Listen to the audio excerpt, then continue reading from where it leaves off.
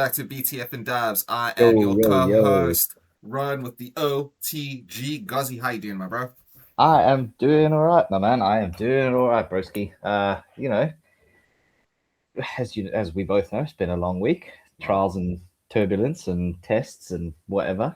But what can I say? We got to see Forbidden Door, which was great. Yes, 100%. I know it's been a minute since we've obviously been able to do a poddy, but I mean, 6 hours is a lot to cover, man. Over a work period as well. It's a lot to cover. 6 hours to cover one show that doesn't include Dynamite, which was 2 hours, and Collision, which was 2.5 if you include ads. Yeah, So man. I mean, it's 10 hours just of AEW this week, man. And you had the 2 hours of Raw on top of that, so it's like 12 hours And of wrestling to catch up on. and 2 hours of SmackDown. It's 14. Yeah, man, It's a lot of wrestling. It's a lot of so it wrestling. is a lot of wrestling in a week. We're not doing this for like an actual living where we can sit at home and watch it all day. Makes it tough, man. Makes it tough. I Takes do you have life. a well. Look, I mean, so we're gonna be touching on what happened at Forbidden Door. Not touching on that's the brunt of this pod today. Is what happened at Forbidden Door, and we have both watched Dynamite and Collision, so we'll touch on like the fallout. I'll preface this: not a ton happened on Dynamite and Collision this week. No, A lot of matches, but not a lot of follow up storyline wise that really has impacted. Has impact to. There were obviously a few which we'll get to. We'll touch on to, yeah. But generally speaking, it's and this is the bone I have to pick. Tony Khan, dude, 6 hours is too long for a wrestling show. Like, I get you trying to be different to WWE, but Yeah. at the same time, let's not overextend anything. Like, let's just.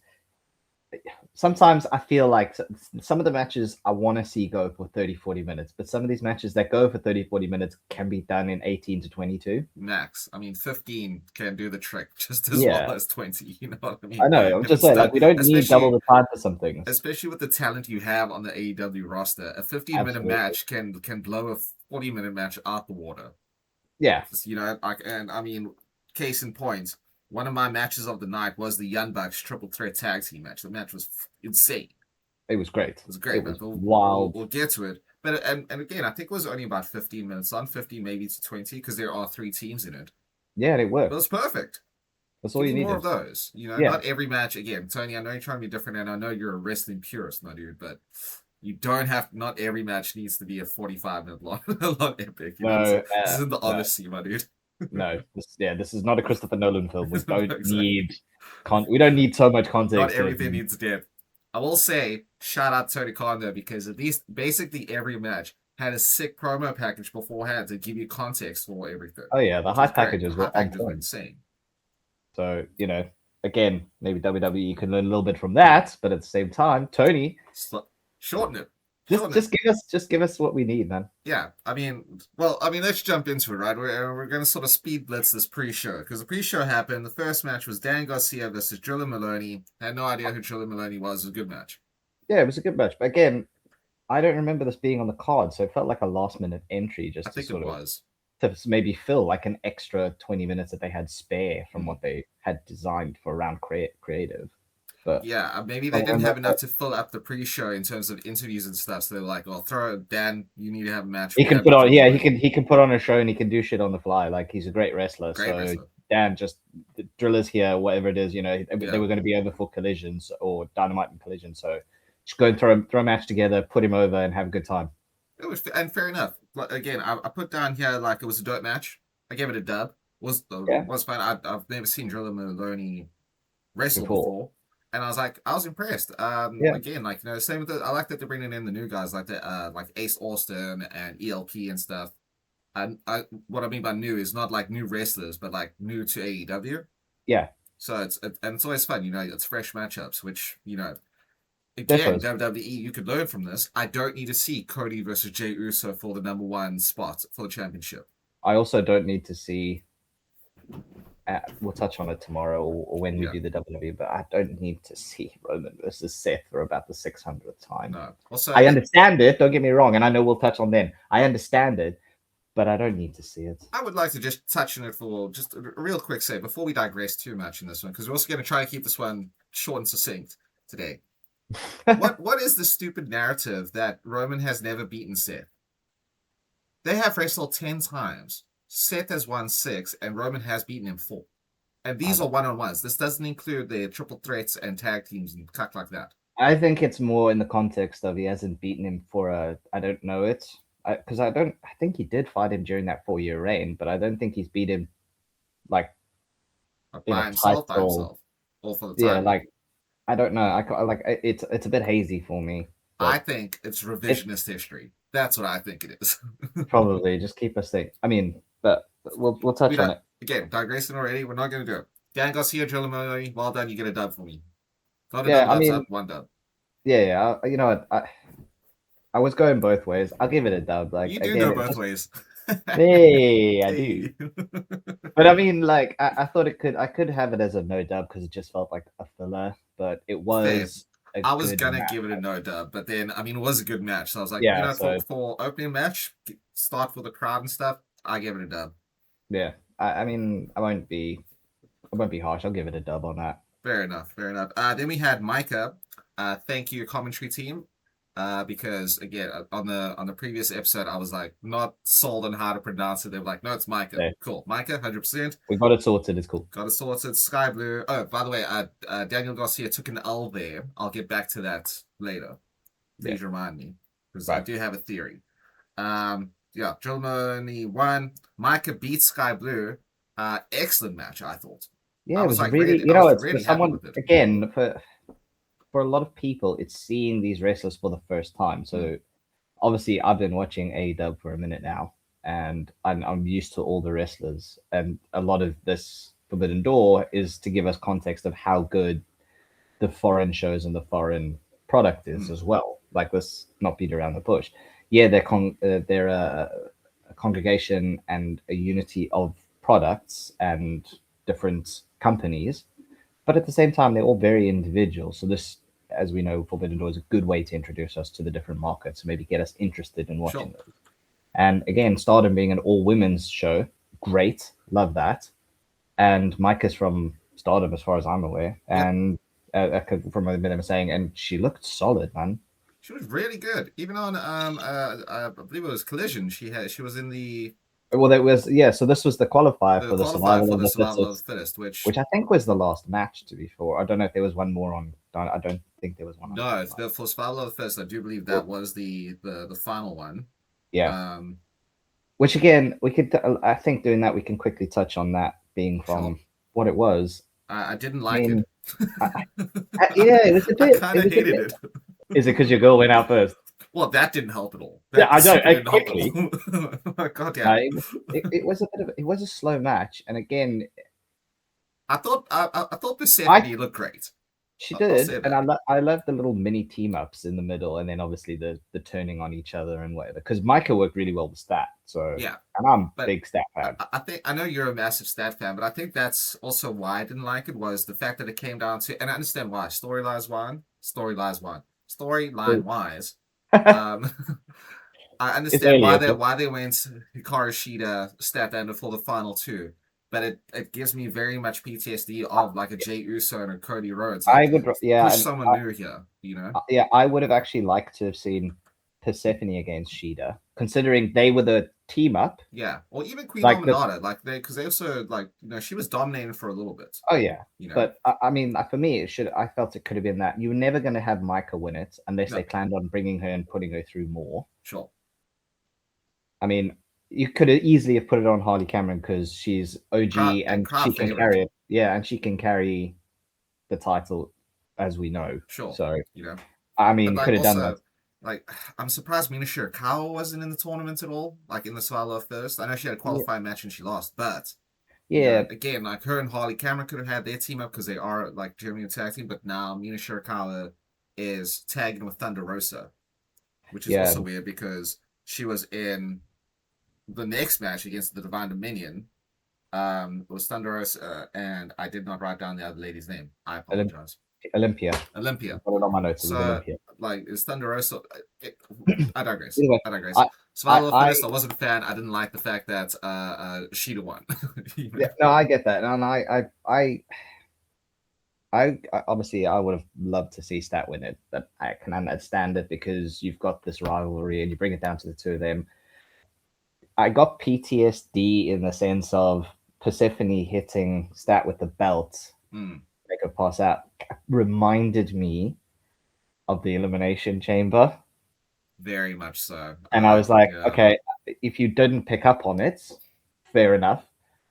But for us, I picked up immediately what happened. I was like, oh, this is not. Yeah, it didn't work for Chamber. It didn't work for Chamber. It didn't work for this. Didn't work. And then, you know why it didn't work for this? Is because when she did that, she carried on trying to hold a lock in, and Stat was out cold. Yeah. Why didn't she just pin? Why was she trying to do a lock? Because the ref called it off immediately, and Cheetah won. That was just that. I found that a bizarre ending, and they're just setting up a rivalry between Statlander and Persephone, which I don't think you will do because there's not enough history there to start that feud. No, and as we found out, Willow Nightingale's almost back anyway, so she's probably just going to go straight in at Cheetah. Yeah, because they'll do the face thing. It's like, well, you know, you had to give up your title, so here's your rematch. But I'd like to point that out. We didn't. I don't know if we touched on it, but I am pointing that out now. Actually, she was going to be injured for a period of time. She had to give up the title. Liv Morgan, Ripley, WWE creative. I'm just saying, like, that's the way it's supposed to work. Exactly. You know, you took it off Finn Balor right away, and he's never recovered. Immediately. And he's never recovered. But AEW does justice at least. You know, you automatically get a rematch when you come back, which is great. But, you know, without digressing too much, again, Micah had a great showing on Forbidden Door, and she looked really solid in the Survival of the Fittest match. So also just to touch on the Survival of the Fittest as well, and this is going to come back to the whole of Forbidden Door. The best commentator on the planet has to be Nigel McGuinness. Yeah, because during the Survival of the Fittest match, and I wrote it down because I thought it was so funny so we know Steph has her Devil's Kiss. Oh, yeah. Queen Aminata has like kind of the reverse of that, right? Which sort of twerks in your face. Which, great move. Got the crowd going. Cool. No issues. The best part about it, though, was Nigel McGuinness saying specifically, there's nothing wrong with chocolate kisses. Good for you. I almost fell off the couch. I forgot about that. There's nothing wrong with chocolate kisses. Good for you, Nigel McGuinness, you psychopath. But yeah, so just while we're on Survival of the Fish, just so everyone knows. So Persephone eliminated my girl, Holly Cameron. We had the butt stuff with Queen Aminata, which is a weird thing to say out loud on a podcast, but whatever. Yep. Then we had Hikaru Shida eliminated Micah. Aminata then took out Shida for a little bit, but got eliminated by Persephone with a surprise roll-up. Again, surprise roll-up done well. I didn't know issues with that one. It doesn't have to be overused, but when it's done right and it's done in the right spot, it works. Yeah, because Queen Aminata was dominating at that stage. So, absolutely. And I mean, quickly look at it. Sammy with the quick roll-up. It worked. It worked. 100%. So again, no issues. It works when it's used correctly. Yeah, exactly. And nothing wrong with that. But then we had Stats eliminate Persephone. Then Sheeta had the ankle lock. There was no rope breaks, obviously, on this. Persephone rocked Stat with the belt. What I loved about it, their camera work was incredible because you didn't. It was all focused on Stat, and it just came across, took her out, and she. That's a drive-by. Roman Reigns, you could learn something for that. That's a drive-by, son. That was on site as well. Persephone was pissed after she got eliminated. Oh yeah, she was angry. Yeah, rocked her with the title. Stat had her out, and Sheeta just with again, like you said, she had her in the hold. Let's go for the pin. She's out, but whatever. Sheeta wins. She's the new TBS champion. Willow's coming back. At least there's a bit of history there. So I gave the match itself no dubs. Yeah, I didn't have anything to it because I thought it was a fine match. I thought it could have been better, but it also could have been a lot worse. 100%, but it did have like decent spots which kept me entertained. So, it had its moments. So just like it was mid. Yeah, mid. So there you go. Survival of the Fittest, ladies and gentlemen. We're definitely staying on target here for the Forbidden Door. Yeah, well, again, we'll touch on it because it was the repercussion of it. Micah this is the it all links. It all links. It was the repercussion of it. But again, the Micah Sky Blue match kicked ass. I liked it. I really, I gave it a strong dubs up because I really enjoyed it. I do think Sky Blue needed the win more, especially considering Julia also lost now in Collision. Yeah. So besides Tekla, which we'll get to, the Triangle of Madness is not doing very well. Well, the supporting cast. Yeah, Tekla. We'll get to it. Well, yeah, that was we'll get to it. We'll get to it. Anyway, then we had the best tag team on the planet right now, the Divine Dominion, kicking the shit out of Thunder Rosa and Olympia. Yeah, it was. I mean, I say that it was fairly even. Yeah, it was fairly even. Like I did give it a dub. It was a good match. It was solid performance from both teams. Like I don't think one team was more up than the other. I think they did a really good. No, I agree. They did a really good job in balancing it out. Because obviously Divine Dominion normally just runs through teams, but again they were going up against, well, again, not really heard of Olympia, but they were going up against Thunder Rosa, who's an accomplished wrestler. It's not like they could truck through her. Yeah, and ever since TJ went the distance with Divine Dominion, they are giving them more competitive matches, which I have enjoyed. Yeah, it's good to see them that way rather than just put them on the show to truck matches, through and that's it. Yeah, I don't mind that because of the way that they like the way that they're supposed to be perceived, like gods. They're supposed to be untouchable, unbeatable. Yeah, so when you go the distance, it does elevate the other team quite a bit, which is great. Yeah, which is perfect. We did have a fallout of that on Dynamite, where, in all fairness, the Divine Dominion didn't say anything wrong. They have dominated the entire tag division. Who's left? So that also opens up to, I guess, a bit more Forbidden Door kind of stuff. Maybe they'll start taking on tag teams from CMLL or maybe, Stardom or whatever. Yeah. But yeah, I mean, actually, who's left? I don't know who is, but I think you could always come back to, because they're not really much going for them. You could always come back to Jamie Hayter and Alex Windsor because again, they're an accomplished tag team, and it's like, okay, this has gone on far too long. We tried getting the singles chance. Yeah, we were more focused on the OMR Cup tournament. We're back. We're the Birds. We're back now. Yeah. Let's go for it. Because the thing is, if they've got nothing going for them, it could end up being they challenge Divine Dominion at All In, which again we're going to. Yeah. I could also see. Sorry to interrupt there. I could see Willow coming back. Yep. Not beating Sheeta, and then her and Harley Cameron team up again because they were tag champs before. Okay. So to get Willow and Harley Cameron on the card at All In, see that happening. Or getting a triple threat of it, because then you get the tag champs in there who are great. You get Willow and Harley, and then you get the Birds. So, also just for the viewers and the listeners out there, the Birds are the Brawling Birds.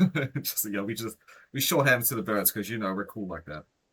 But you could get it. I mean, again, you could have a triple threat for that, and I wouldn't be opposed to it. No, absolutely not. I'd actually quite like to see that because AEW does a lot of things right, but their multi-person matches are usually just out of this world good. Yeah. So I can definitely see that. And again, you have, or you could put it into a fatal four-way, and you throw in another two in there. And if you want a gauntlet match, that would be sick. Yeah. You have the Divine Dominion start, and then they got to run through all the tag teams. Let's beat them all in one night.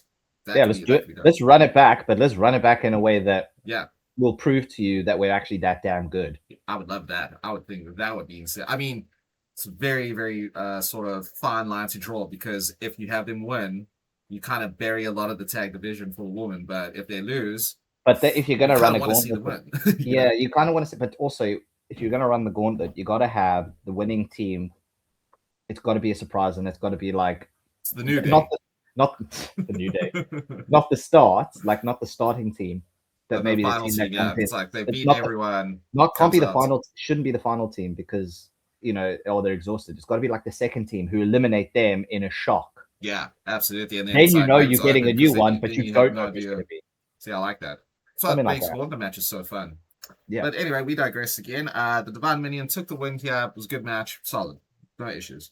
Yeah, it was solid match. Yeah, like I said, dub. No. Dub. Pretty sure 1 hour long. probably a little bit longer than it needed to. Too many matches, I think, adding the Dan Garcia match onto it as well. But again, if you got to fill up that hour, fair enough. Can't complain about it too much. Then we get to the main show. And the opening bout was the Young Bucks versus Unbound Company and versus El Sky Team of Mystico and Dorado. This is how you open a show. This was dope. This was an insane match. This was crazy. And it was great because it was like you never had, again, it was great because you had the moments where each team was on top, but it was rolling. It wasn't like a team was on top, truck through both teams. They like truck through one team, and then the next team comes in, dominates them, and then the other team comes back in, and then it just, the next thing you knew, it was over. But it lasted a good 15, 20 minutes. I mean, like it didn't feel like a that. Showcase in it, which was great. Like I would say, like if it was 15 more or less, I'd say each team got like 5 minutes where they really showed out. And one thing that AEW does better than anybody else on the planet is, especially with the Young Bucks involved, are the transition sequences they do when all three teams are in the ring. There was a sequence towards the end before the finish where they were just reversing stuff, doing like the super kicks and the kip ups, and like it's so seamless. It never feel, because a lot of times you'll have like a sequence where you can see like, okay, they've definitely planned this out, but because of how they do it, it looks like everything is just seems like it just flows. It feels like it's on the cuff, but it's not.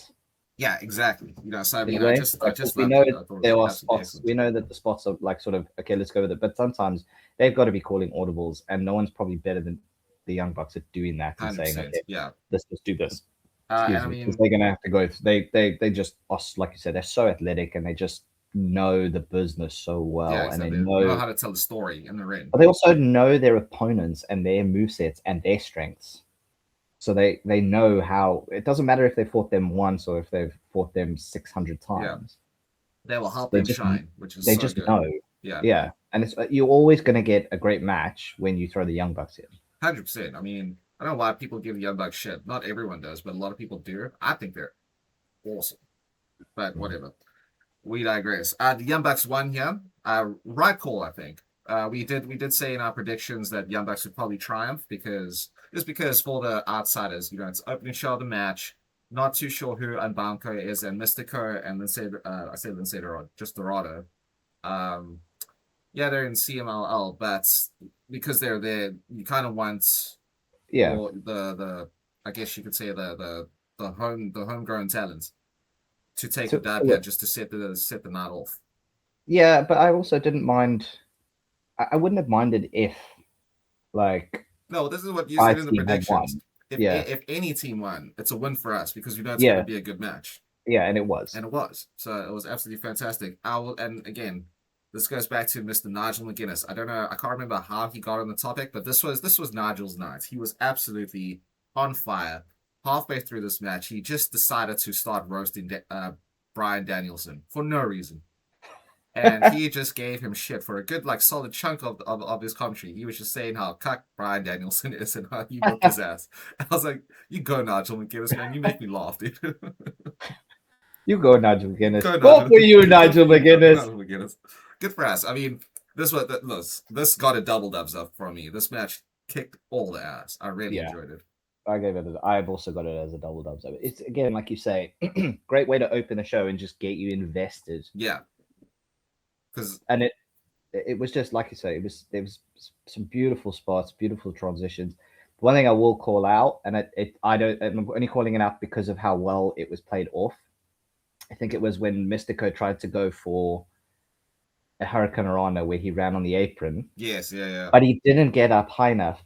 But he made, was it Titan made it look like it was planned. Yes, like, yeah. He kind of like dropped his arm so he could grab it, and he pulled him that way, more of an arm drag rather than then he didn't get up high enough for it. And again, it's only because that shows you quick thinking. Yeah, because in WWE that would have been someone trying to do that and a botched spot, and people would try and run it back, and don't do that. Just if you mess it up, keep going.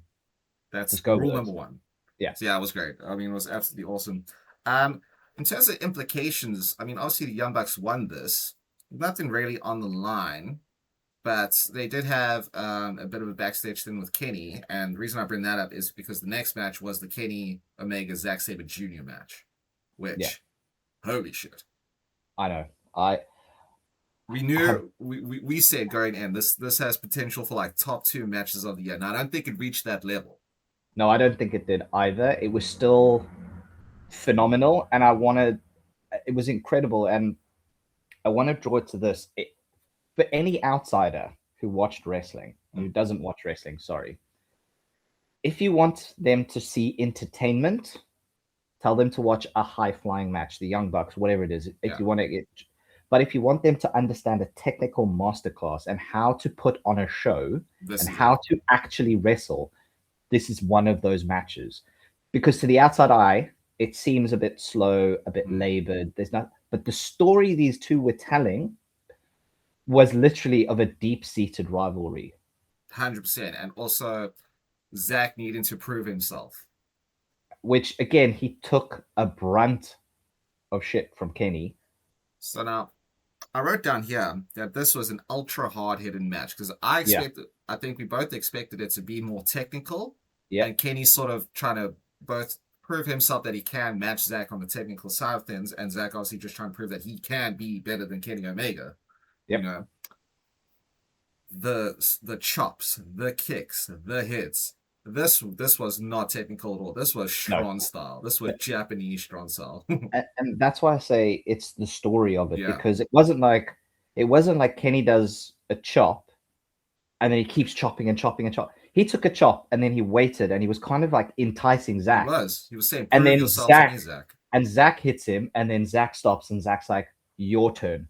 It kept going like that throughout the entire match. That was the match. It was Kenny telling Zack, you can do this. You can beat me, but you got to dig deep. You have to literally go to your core. Yeah. And you have to get to the bottom of it to beat me. And Zack was telling Kenny, like, I have your number if you let this go on too long, so you got to put me down. And I mean, I thought it was great. This got a double dubs up for me, man. This was insane. Hell yes. I like, there was no doubt that it was going to be anything but a double dubs up. Yeah, it was literally never a doubt in my mind. But like I say, if you're not a wrestling fan, this would have seemed so boring. Yeah, 100%. But it was incredible. I thought it was great, man. Phenomenal match. I actually didn't write down too many notes. I think I just thoroughly enjoyed the match. It was again engrossed in what it was. Yeah, I wrote down something here. I still can't decipher. Obviously, I was like writing like this as I was watching. It's mostly scribbles. I said no icon. So I don't know what that means. Whatever. Kenny wins. Yeah. Big implications for Kenny. Should we touch on the Dynamite stuff? May as well. For Kenny? I mean, I suppose so. No, I think we kind of need to do the cage match first before we get there. Yeah. Just because there was an implication there first before we get to Kenny. Yeah. But, I mean, again, it's so hard to run through a match like that, but you need to watch it to understand it. That's the difficult thing. Like you could say about different spots and whatever happened, but you have to watch it to understand the story. If we say, oh, we did this and he did that. Yeah, I mean, you can't do that for some matches. Like, you know, you can literally. But this is more about the story itself. This is a story of Kenny versus Zack Sabre Jr., the OG IWGP champion. You know, the outsider, the leader of the Bullet Club at one stage versus Zack Sabre Jr., who never joined Bullet Club, who has his own stable, the Mighty Don't Kneel. Dope name still, you know, and how he needs to get Kenny's done it. Now that's the thing. Kenny has done this with a couple of people already. Yeah. Specifically Will Ospreay. And it's like, well, I handed you the reins and you nearly fell off the horse. You know? Same thing with Zack to an extent here. It's like we all left. So you had to take on this moniker of like the white dude in Japan. Yeah. And you won the championship, but what did you do with it? Yeah, you made a stable, but no one, like, you know, until you told me that it stands for the Mighty Don't Kneel. Still a dope name. I didn't know. Better than TMDK. Far better than TMDK. I mean, the fact that the Young Bucks are making fun of that. So we don't even know what TMDK stands for. It's like, fair enough. Neither did I. But now I do. And I was just a dope match. I just really loved it. I'm digressing a lot here, but that was the story in a nutshell. The grand story, the overarching story. And again, there's no point in running through a match like this. Literally, it's just go watch it. Yeah, it was incredible. So like I said, I don't think it reached the. I think just because it became such a like more of a slugfest and a slobber knocker than like a technical masterpiece or like a bit of a speedy high flying spot fest or anything like that. It didn't really reach the top, but I'm gonna put it in my top 5 for right now. I think it was that good. I'd go with that. I would go with it because of, again, and I've said it multiple times, but it's the story that drew me in. That's what it was. 100%. Yeah, again, some of these you just have to watch to just get it. Again, the promo package beforehand was dope. Really enjoyed it. Gave you context. It was excellent. Brilliant. Then we got, next up, we have Jon Moxley versus Bandito. I mean, I gave this a mid.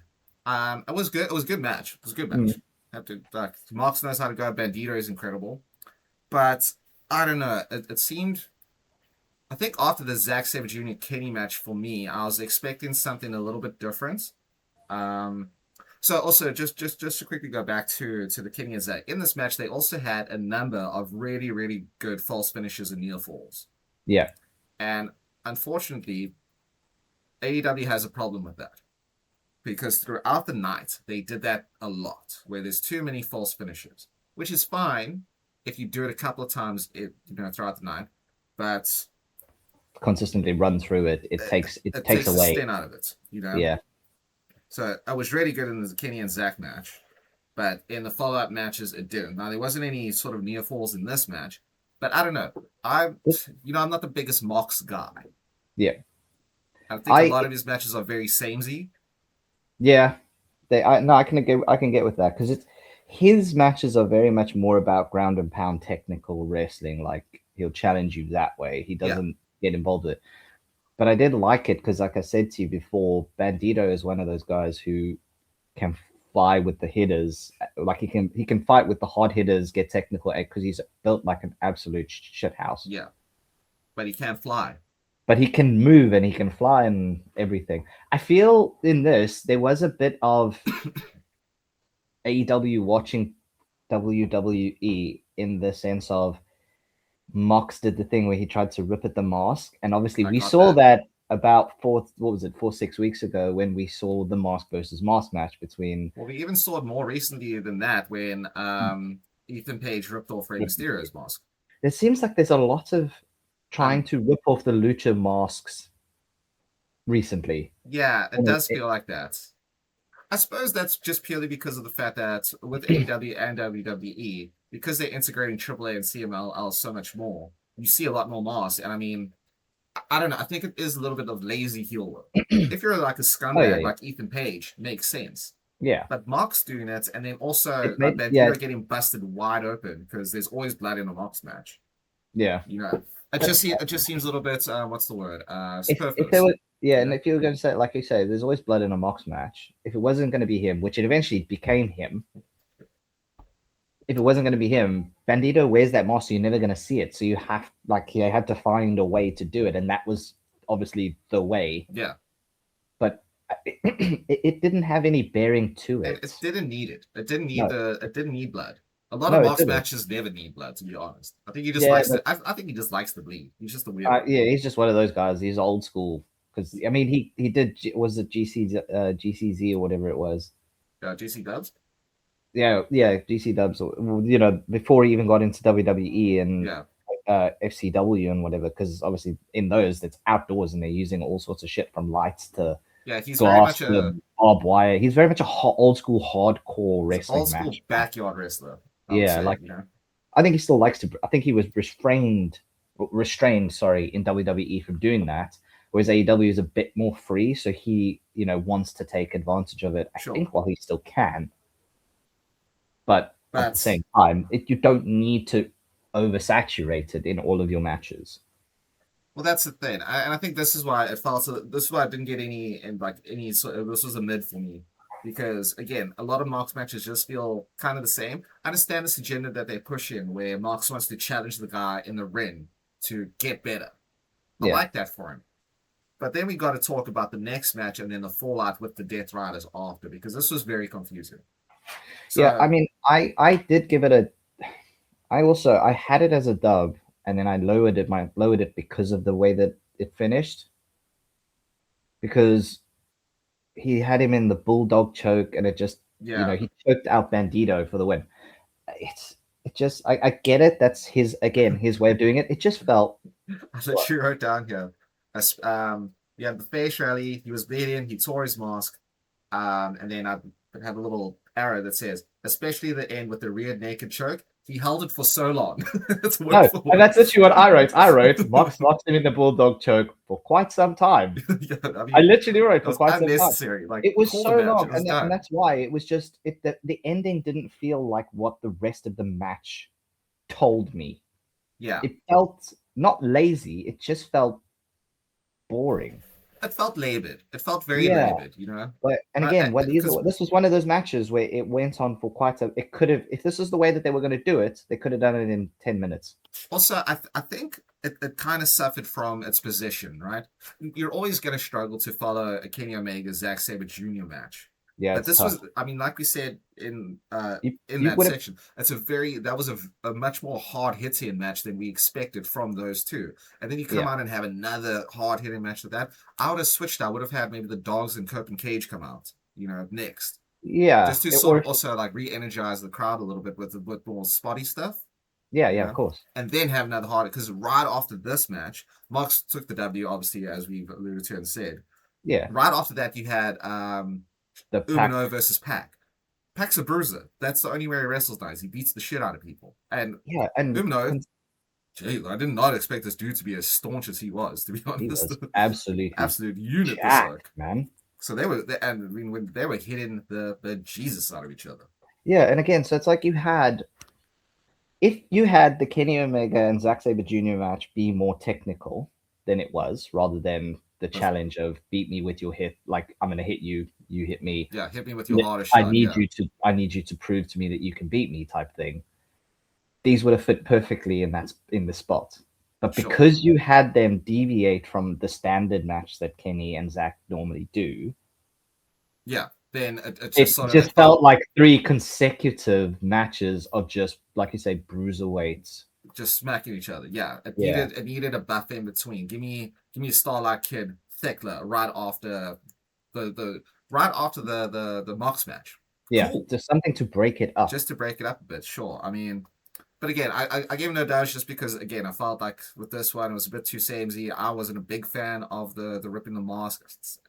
Stop doing it. Again, just like we feel like we're repeating patterns here a little bit. Yeah. But again, take nothing away, it was a good match. Yeah, of course. Like it again, I think I put it for both the Mox one and the Pac one.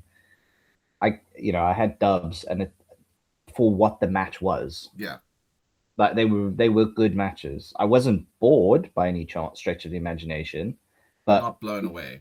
Oh yeah, but I wasn't like, oh my god, I have to rewatch this match. Yeah. It wasn't one of those ones. If we didn't write it down, I probably would have forgot it was on the card. Yeah, but it was, but again, it was not boring. No, absolutely not. It's just by any stretch of the imagination. Yes, just forget. Yeah. Which is wild to say, considering you had a lucha mask be torn and bleeding. Yeah. So you remember those spots, but again, it's not. And I know it's for the title. I didn't ever see Mox losing it. I don't know when he's going to lose the title. Especially considering Bandito's still Ring of Honor champion. Yeah, it was a very odd thing. But this also comes into the whole, like, bring some new blood in here, Yeah. Put an Ace Austin in it, or an ELP, or Drilla Maloney. I don't know. Even something. Anyone. Yeah. It's because, especially with those sort of matches, when you have a champ versus champ, a lot of the time, you just had a whole thing with Mercedes Moné as 7 belts Moné, or 8, however many she held at one stage. 13, I think it was. 13. They said they were don't want to have another double champion at any stage. Not for now, anyway. So, I think they saw the error of the ways of that, and they kind of went, okay, we don't need to do that. I mean, for a gimmick, it worked. It did work for her. But exactly, I just think they just realized, like, we kind of overdid it, so it's a bit saturated now. So maybe we need to sort of move away from that. And again, it was a good match, solid match. Just a little forgettable. Definitely.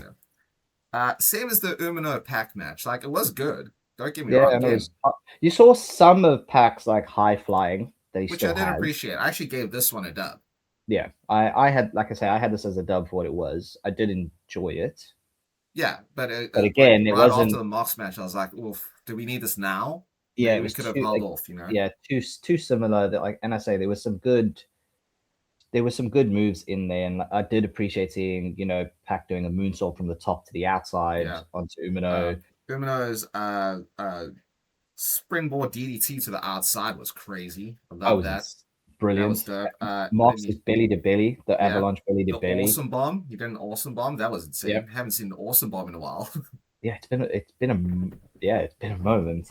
So that was sick. So again, like this, I think this did help, and why I gave it a dub because it did have a bit more speed to it, which I think in this sense it needed. It needed a bit more oomph. Yeah, And again, some of the spots were just crazy. Again, didn't know anything about Umino, but the dude can move. It's crazy. And again, like they had a bit more yeah, story in this one because again, I didn't know that he had all that history with Mox. Going back to when Mox was, bouncing between AEW and New Japan. So there was a lot there. Tanahashi was out also to raise his hand, which was cool. yeah. Nice little moment. That's more like you kind of feel like that's the sort of, I hate to use the term, but like a passing of the torch type moment, Yeah. like an endorsement, Yeah. really. Tanahashi was saying, "You're the new ace Yeah, like as you're global champ." yeah. So I get it. It was good. Yeah. Umino took the win here, by the way, just for everyone listening and watching. Yeah, solid match. Like so far, again, the card was good. It was Yeah. very, very good. I don't think it reached double or nothing levels, Oh but no. not a bad thing to say about any of the matches besides maybe like the Mox one being a bit forgettable. Yeah. This one I could go back and rewatch this one and enjoy it. Yeah. Yeah. It would be. It was more enjoyable because it had more going for it than the Mox Bandito match. Yes, 100%. Just put it that way. Stace, you could see Pac actually winning this. Yeah. Whereas with Bandito, didn't really see him Didn't really, winning. yeah. Not Didn't against really. Mox, not now, not before All In. No, and you know what? I do like a bit of the fluidity where they can call each other out. Like a week to go and go, I want that title, or I want to challenge, or whatever it may be. Whereas WWE, they feel like we have to be built into a storyline. Yeah. For someone to challenge for a title. Whereas here, they kind of just go, I want that title. Okay, cool. Next week, you and me for a match. Yeah, which we'll get to actually, because that did just happen on Yeah. Dynamite as well. Yeah. So yeah, I gave this a dub. Was again solid match, but then we got to possibly my favorite match of the night. I wouldn't say it was the best match of the night, but No, I loved this. I wrote you a sleeper for match of the night next to it at the end of my notes. This immediately got just off the straight. This was double dubs up for me. This match was phenomenal. I agree. And Tekla is you the best heel on the planet. She is the best heel anywhere, going on any kind of product or company, whatever you want to say. Yeah. She is unbelievable. She, Start for me, to finish, is the best. People can say what they want. She is the best women's wrestler on the planet at the moment. Agreed. 100% agreed. The way she moves, the way she sells, the way that she entices you. Yeah, her in-ring storytelling is crazy good. Unbelievable. And I didn't expect to like her as much when I first started watching AEW. Me either. But she won me over, like really quickly, actually. She has drawn me in, not only just with this here, the way she performs in all of her matches.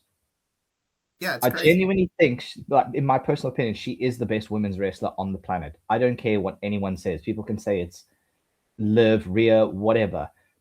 Tekla is unbelievable.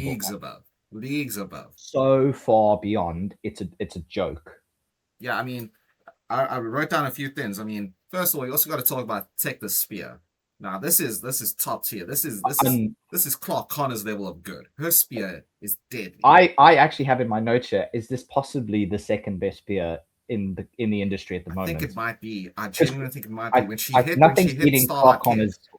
So that was the match, everybody. Again, we just sort of dive into a lot of stuff. This is Tekla, the champ, AEW Women's Champ versus Starlight Kid with the Starlight Who as well. Starlight Kid was wow. incredible in this match. I mean, look, I've watched a few Starlight Kid matches, in my day, in my time, when I get the chance to watch a little bit of Stardom. Oh, I forgot how good she is. Genuinely forgot how good she is. And as well, she wasn't taking any bullshit from Tekla. Like, she was a bit Nah. nasty in this match. She didn't just do her. She was healing it up a little bit. She was She turning was. the dark side. She was, and I really enjoyed that. Like, Loved it. If someone is insulting your company, and basically your homestead, you're not gonna sit back and take it and just be like, oh, okay. You're gonna show an edge. 100%. And I mean, this goes back to Tekla's heel work, because the fact that you had Okada, not Kazuchika Okada, but Okada from IWGP, who fired Tekla ringside, and she was calling him out and giving him shit, like, that's your company, ringside, and she's busy absolutely swearing at this dude and spitting at him. We'll get to that in a little bit as well, because there was a gross ass spot right after the match. But also Tekla with her, especially in the opening bits of the match, with those lazy pins where she's not even trying. That just like absolutely. I mean, heel work, brilliant, chef's kiss. But that push Starlight Kid to ramp it up, be like, you're disrespecting me now as well, and like, this is bullshit. Like, it's the lazy pins, and then when Tekla does her thing where she hangs on the ropes.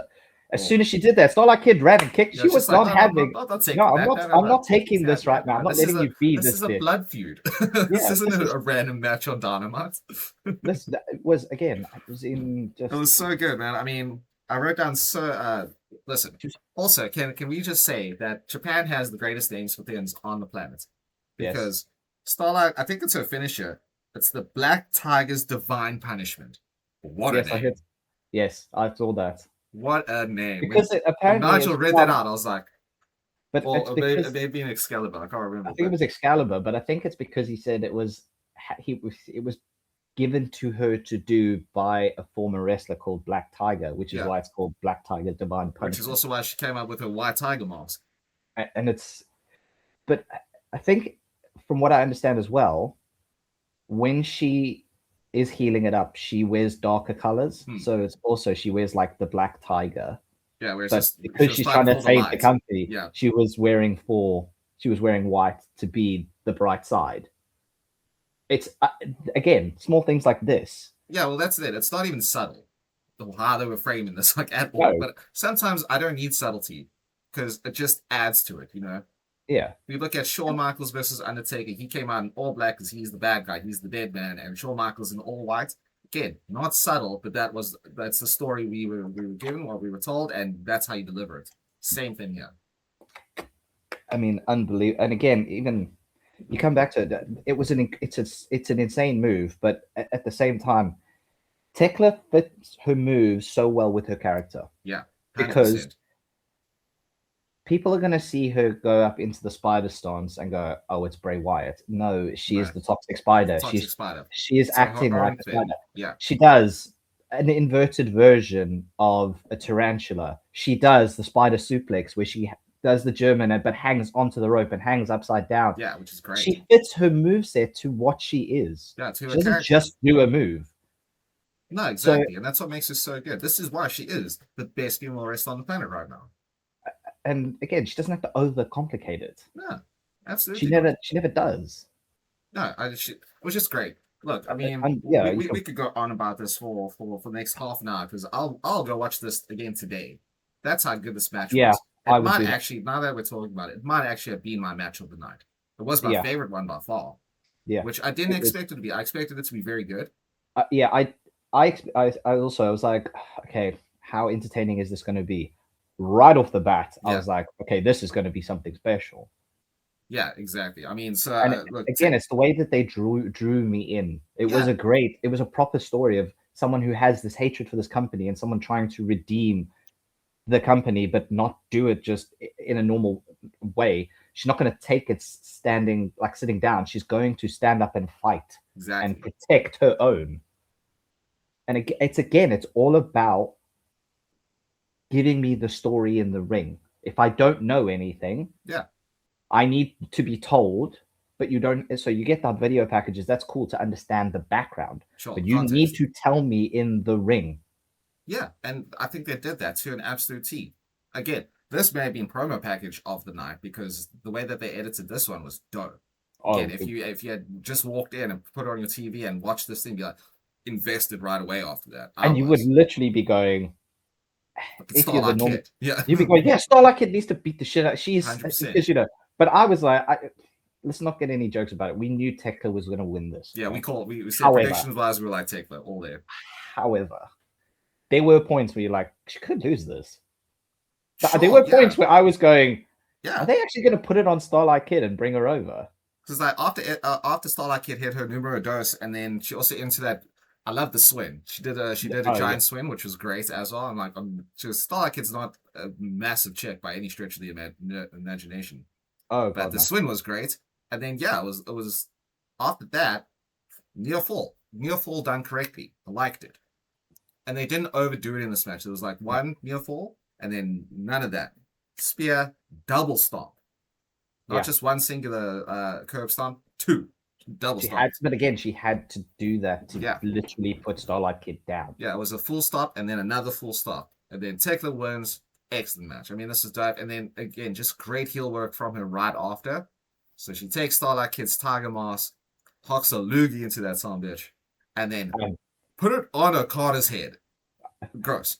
It was disgusting. I was like, okay, for a guy who runs a wrestling promotion, he really was.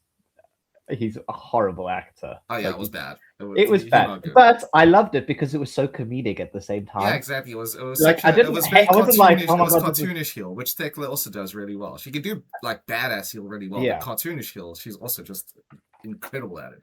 But yeah, like I said, I literally had sleeper match of the night. I probably would say. That was my match of the night. If I know the others we still have to run through, but I will actually say that is my match of the night. I thoroughly enjoyed the main event. However, that was my match of the night.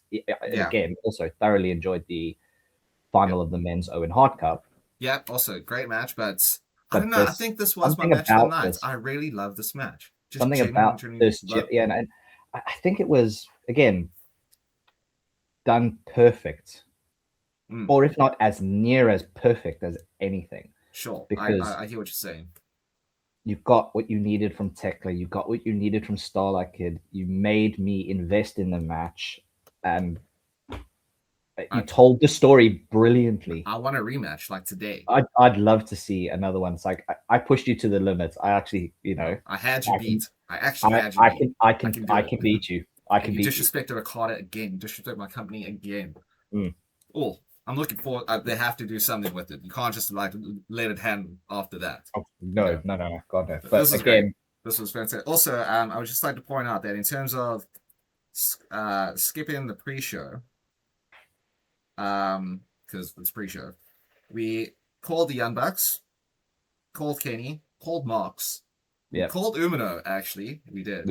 Because because we said like you won't have all your like other promotions come in and lose everything, so it's packed. Cole Umino is going to win that. To come back to that, I actually think I said I was going something different. I'd like to see Sky Team win it. I think I predicted them, but fair enough. Yes, I did say the Sky Team would win because I didn't think you needed to have the Young Bucks win. But sure, either way, it didn't damage the match, is what I mean. But we did call Tekla to win this one. Yes, we did because again, like goddamn, did I want Starlight Kid to win? Oh yeah, I mean, halfway through that match, I'm like, I would have loved it. I would have loved it. I think it would have enhanced the story a bit more. At the same time, I am all in on Tekla. Doesn't matter if she's got a 2-minute promo. I'm watching that 2-minute promo. If she's got a 3-minute match, I'm watching that match. She has me so invested in this.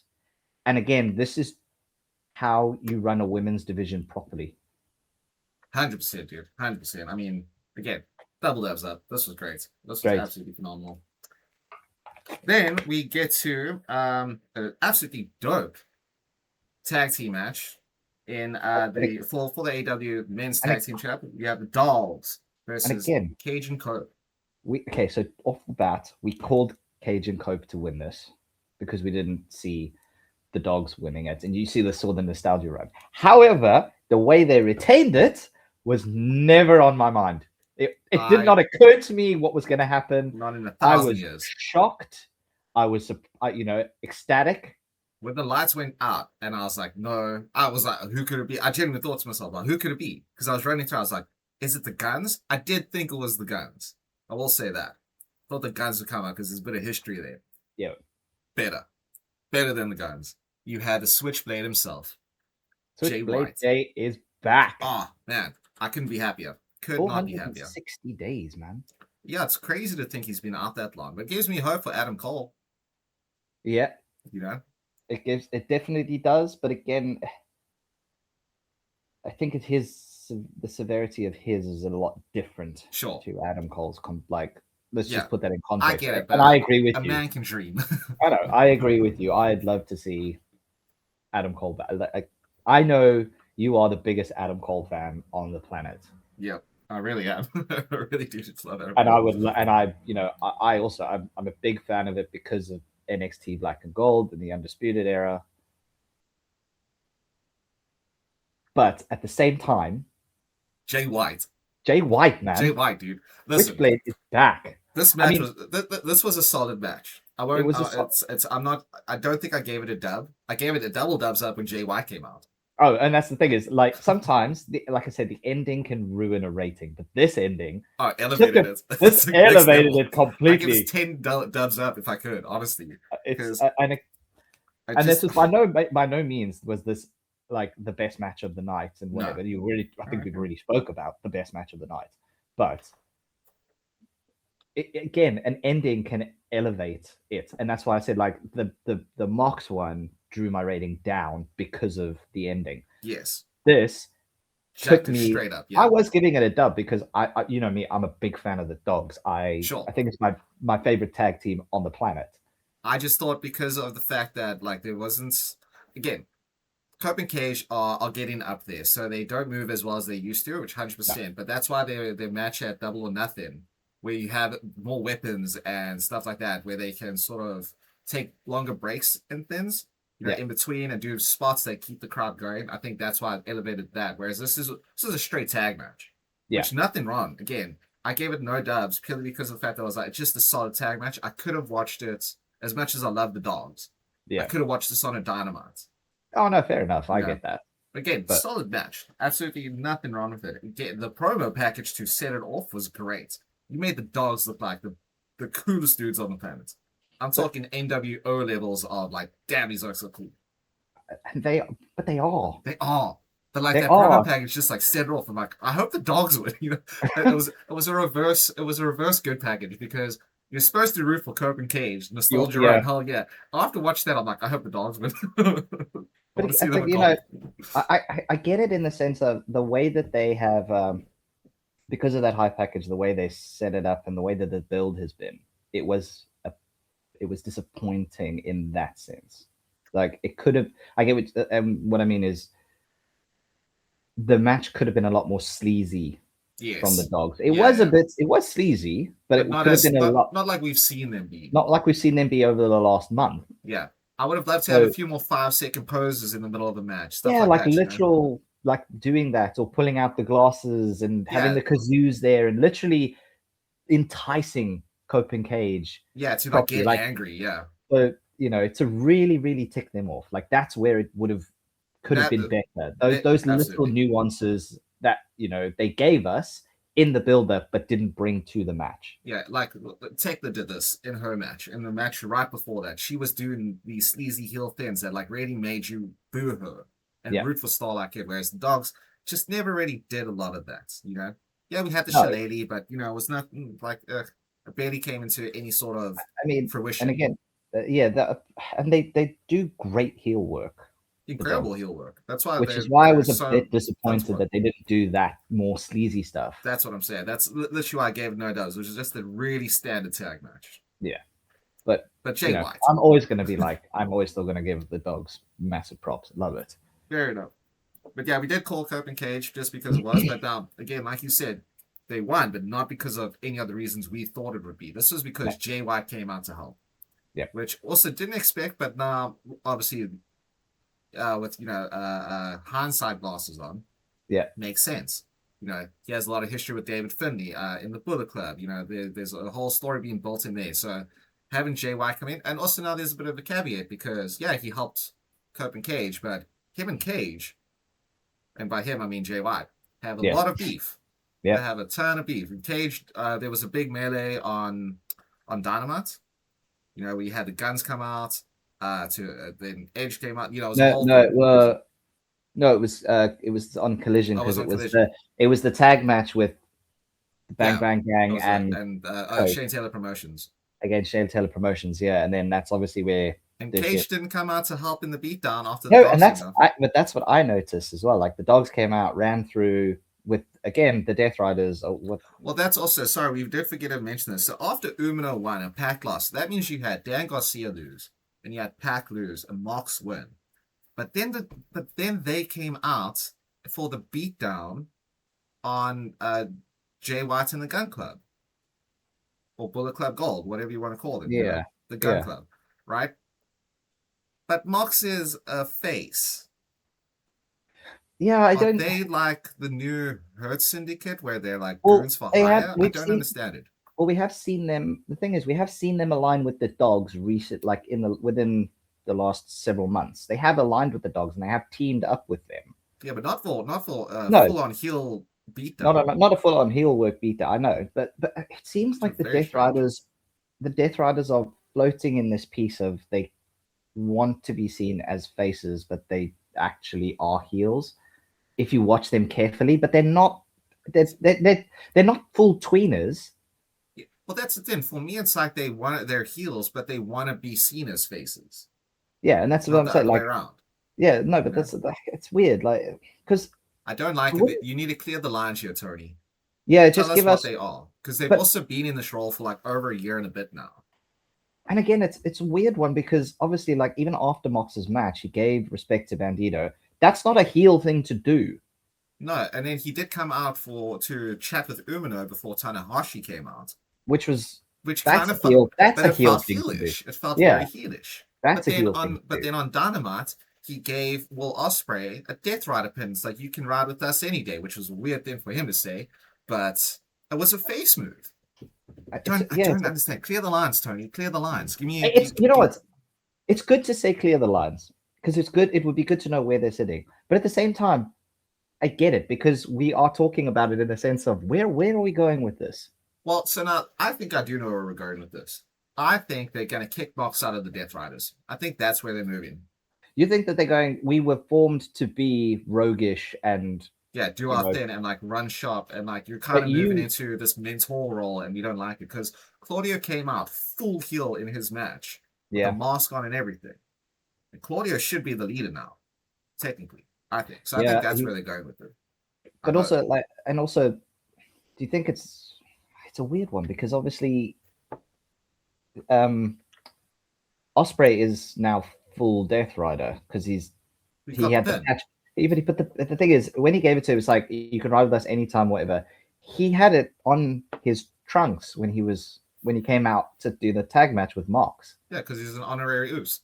So, is he actually part of the Death Riders, or is it like you say, is he just an honorary Death Rider? I think he's an honorary Death Rider. I don't think he's part of the Death Riders. But also, he is doing a lot more heel stuff now. Now, obviously, in his matches building up to his match with Swerve, I wouldn't say he was doing heel stuff, but he was doing more Death Rider-esque wrestling. Yes. Whereas in his match this week with ELP, I felt a little bit more heelish there, which is also very strange. Now, this is going to come back to what happened on Dynamite and a bit of Collision. There's a whole lot to go through there. I don't see why you would want a heel Will Ospreay at All In, but depending on what happens, I can see that, but we'll get to it. We'll get to it. And again, we've kind of digressed a lot as we do. But bringing it back, obviously, the whole thing now is we're getting Switchblade versus Finley.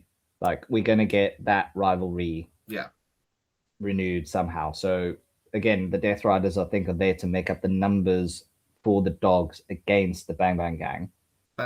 Or Gun Club, whatever. Is that British wrestler that also he was running with the dogs for a little bit as well? Gabe Kidd. So you have Gabe Kidd. They'll probably bring him back at some stage as well. Yeah. So I suppose there are what 5 because Ace Austin is now part of the Gun Club apparently. So there's 6 of them. So it makes sense numbers wise. Yeah. Yeah. Okay, I can see that. Yeah. But then, so use the Hurt Syndicate. Yeah, they're money for hire. They're money for hire. They're a better APA. You know. Yeah. So and we haven't seen them since Double or Nothing. It has been since Double or Nothing. I haven't seen them on TV at all. So maybe they're taking some time off. Maybe. Again, they had such a good showing at Double or Nothing in that and you that didn't match. you didn't need to change anything about it. That was great. So I would especially for the men's. The time, it would have been a more relevant way to get them back in. Yeah. Like into programming, I suppose, rather than just having them walk and show up in a promo or something like that. 100%, you know. But again, we digress with the Hurt Syndicate. But I just don't know what's happening with the Death Riders. But anyway, getting back, the dogs did look good. Kofi Cage retained. Jay White's back, baby. That's the big takeaway. Jay White is back. I would like to point out, and I have pointed out before, Finley used the shillelagh in the match. Again, relevancy. It's still there because he uses it he used it on Jay White after the match on Collision. Yeah. Because again, as well, when Jay White came out on Dynamite to address the crowd, he was very, I don't know, because everyone loves him, so he's kind of seen as a face, but he was saying some very healing. He was healing it up quite a bit. He was saying a lot of healing that's stuff. Just his default. He's like the very cocky face. Because obviously he's like, oh, that fraud Will Ospreay, and you're like, oh shit, okay. Which I mean, he's not wrong. But I mean, like, he was obviously getting under this crowd's skin, and he was saying. But then he was also like on Collision. He was like, "Let me do it properly. Like, who let the dogs out?" And it's face stuff. So yeah. But he has always been a bit of a tweener because he is so well liked, you know, in the wrestling community and for the fans. Yeah. So he can do more of that stuff. Damn good. He can do what he wants. Yeah. Yeah, he's the catalyst. I mean, what do you want from him? But again, that's what I'm saying. It comes down to relevancy because he, you know, after the match when the dogs came out, he hit. Yeah, he hit Jay White with the shillelagh. Yeah, it's going to be the thing that is what turns it. Shillelagh on a pole match. It's gonna happen. Oh man. Anyway, we digress. Yeah. So again, I got a double dubs up purely because Jay White came out. But overall match solid. Nothing to really ride home about too much there, I don't think. Yeah. Then we had the final of the Women's Owen Hart Cup. Maya World versus Mercedes Moné. This was good. A solid match as well. I wrote down good overall. I had it as, depending on how we discuss it, I had it as no dub. Like, I wasn't going to say not a dub or a terrible match. It was it just felt a bit sloppy to start. Again, they're not put in a great position there because you just had Jay White come back, so it's hard to follow a return. This was unfortunately kind of this was the toilet break match. There, which is wild because actually the crowd itself was pretty hot for this match throughout. They were really behind Maya Wald and Mercedes at once there. It was very 50-50. Yeah, it was again, we kind of knew, spoiler, Mercedes would win. Yeah. But I don't think that was the right thing to do. I would have given it to Maya World.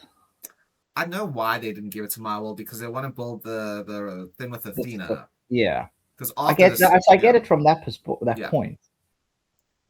But in this sense, I think that I agree. I think in this sense, you probably should have called an audible here and given it to Maya. I don't see the match at All In with Mercedes. If it's Mercedes versus Tekla, I'll be invested because it's Tekla. Yeah, but they're both. And I'll want, that's it. It doesn't work there. Whereas Maya World would have been the up and coming baby face who's had to take on. You know, she had to run through Athena and win, and then run through Mercedes and win. Two of her idols. Athena is her mentor. Yeah, exactly. I think.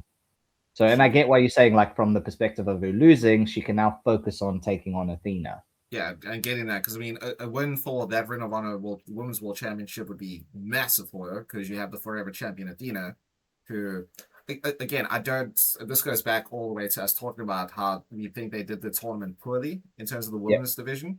Yeah. Purely because I don't like having Athena lose any matches if she's the forever champion. It doesn't really make sense, even if it isn't in Ring of Honor.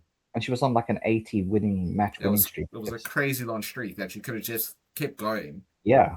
And you could have had, like, I don't know, Maya World get to the final against her if you had changed the brackets. If that's the way you wanted to do it. That's where you want to do it, you know? So I don't know. Look, I mean, again, it was a good match. Nothing really to write home about. I did like the build up to the end of the match, which sort of put it over the top for me in terms of making like good. Yep. Because also she's not our favorite, but you got to give it to her, Mercedes Moné, when she wants to actually give a shit, and she does, and she shows up, she shows out. Yeah, she does. The reversal, the build was crazy to the end, and her statement maker reversal was awesome. I really enjoyed it. Yeah, it was an incredible roll through. Yeah, to get to it. Really good. I thoroughly enjoyed it, and I was like, "Yeah, it was good. I liked it." And the thing as well, when she's going to win with it when she arches the back. Yeah. Otherwise, it's just her.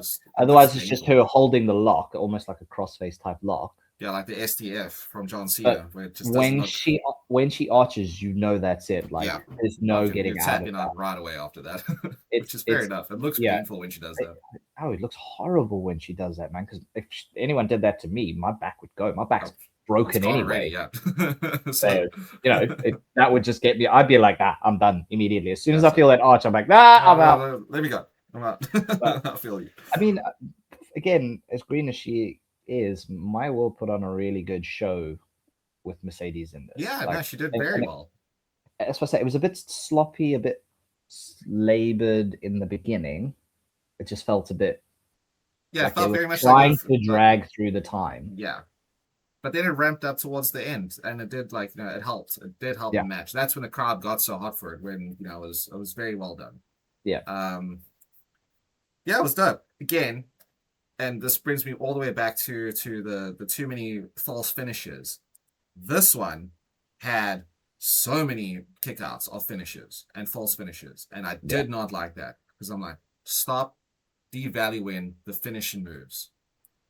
When Cody does his crossroads, I know the match isn't over because you've oversaturated the kickouts for it. This was crazy. They must have, I wrote down literally and I underlined it twice. Too many finisher kickouts.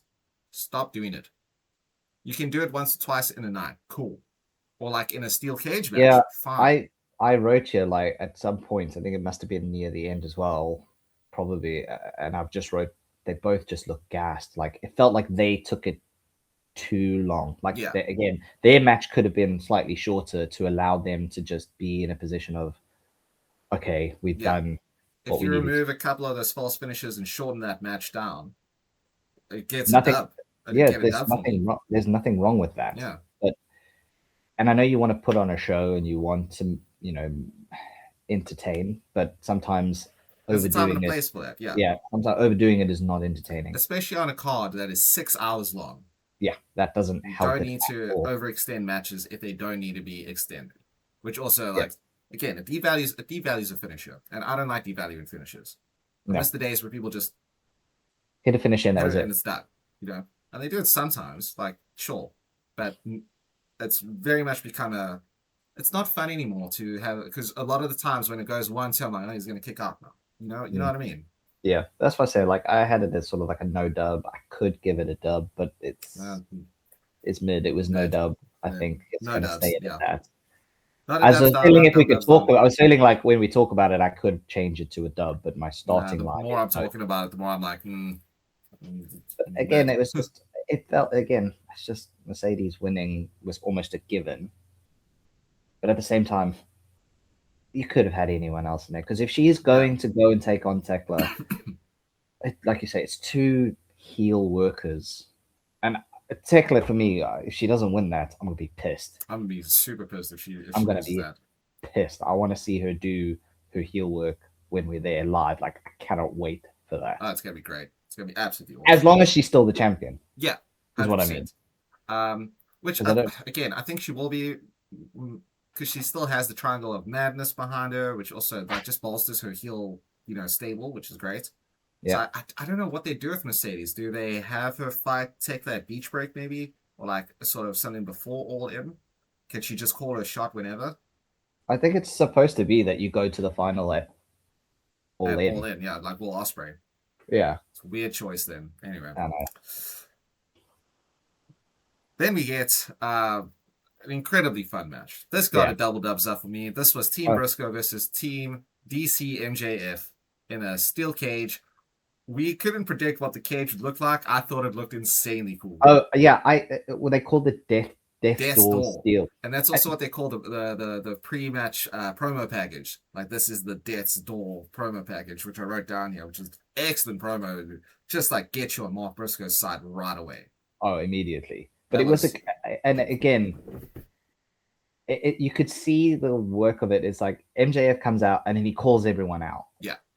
Whereas the others kind of you got Darby Allin come out to his music, you got Takeshita come out to his music, and then you had the conglomeration come out, and then Mark Briscoe, which was great. But that's a unit. That's fine. Yeah, like you can see that's it. Whereas this is like you are doing what I'm telling you to do. Yeah, I've hired you to do this. Yeah, so you're coming out with me wearing these stupid shitty T-shirts, which I love. Still want one. Which I love, by the way. But they're stupid shitty T-shirts, but I love them. So and then obviously you got proto-style Carl Fletcher wearing his sort of just dangly one. Yeah, which is good. Also, like Carl Fletcher's little subtlety. Also, did you notice Don Callis's one? No. So when Don Callis came out, he obviously did like the Hogan thing, because on his back of his shirt had like, you know how Hogan used to have the tears in them. Oh yeah. Back of his shirt had that. He did the Hogan thing where he tried to rip the shirt and it wouldn't come off at the end at the bottom. I was laughing. That was awesome. I mean, Don Callis as a I love Don Callis. Heel is great. As the character that he is, I love it. I hate him, but I love his character. But in the best way. I love to hear him. Yeah. But I mean, look, this was. There's a lot. Obviously, there's a lot to go through in this match. So, just going through my notes. Listen. I'm sad Jack Perry wasn't in this because I like to call him anything but a chair Jack Perry. Because bag of onions, we had a Nintendo spot, which was great. Yeah, like they rocked everybody with the Nintendo, like an old. I mean, NES. They used the cable like almost as like to do like a clothesline. Well, to do a clothesline. They did do a clothesline, yeah. I laughed really hard because like the tangle got caught up in Carl Fletcher, so for a little bit of the match he just had a remote control swinging on him, which was great. It was really funny. Like it was really, really good.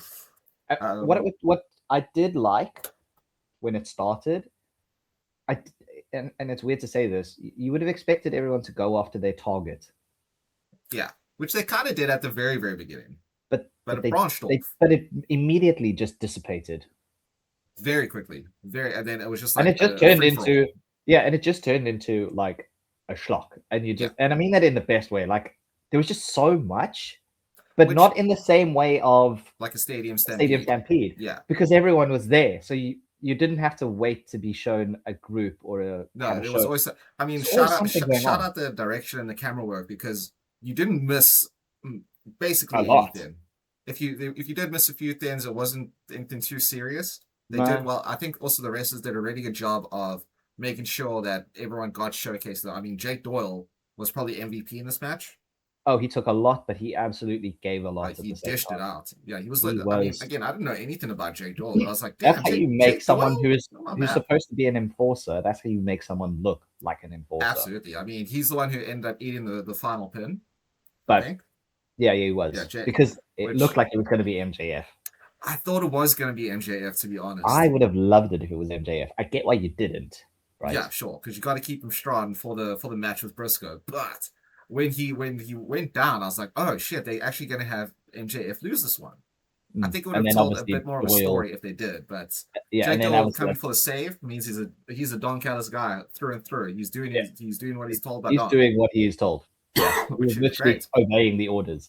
But I mean, you had obviously.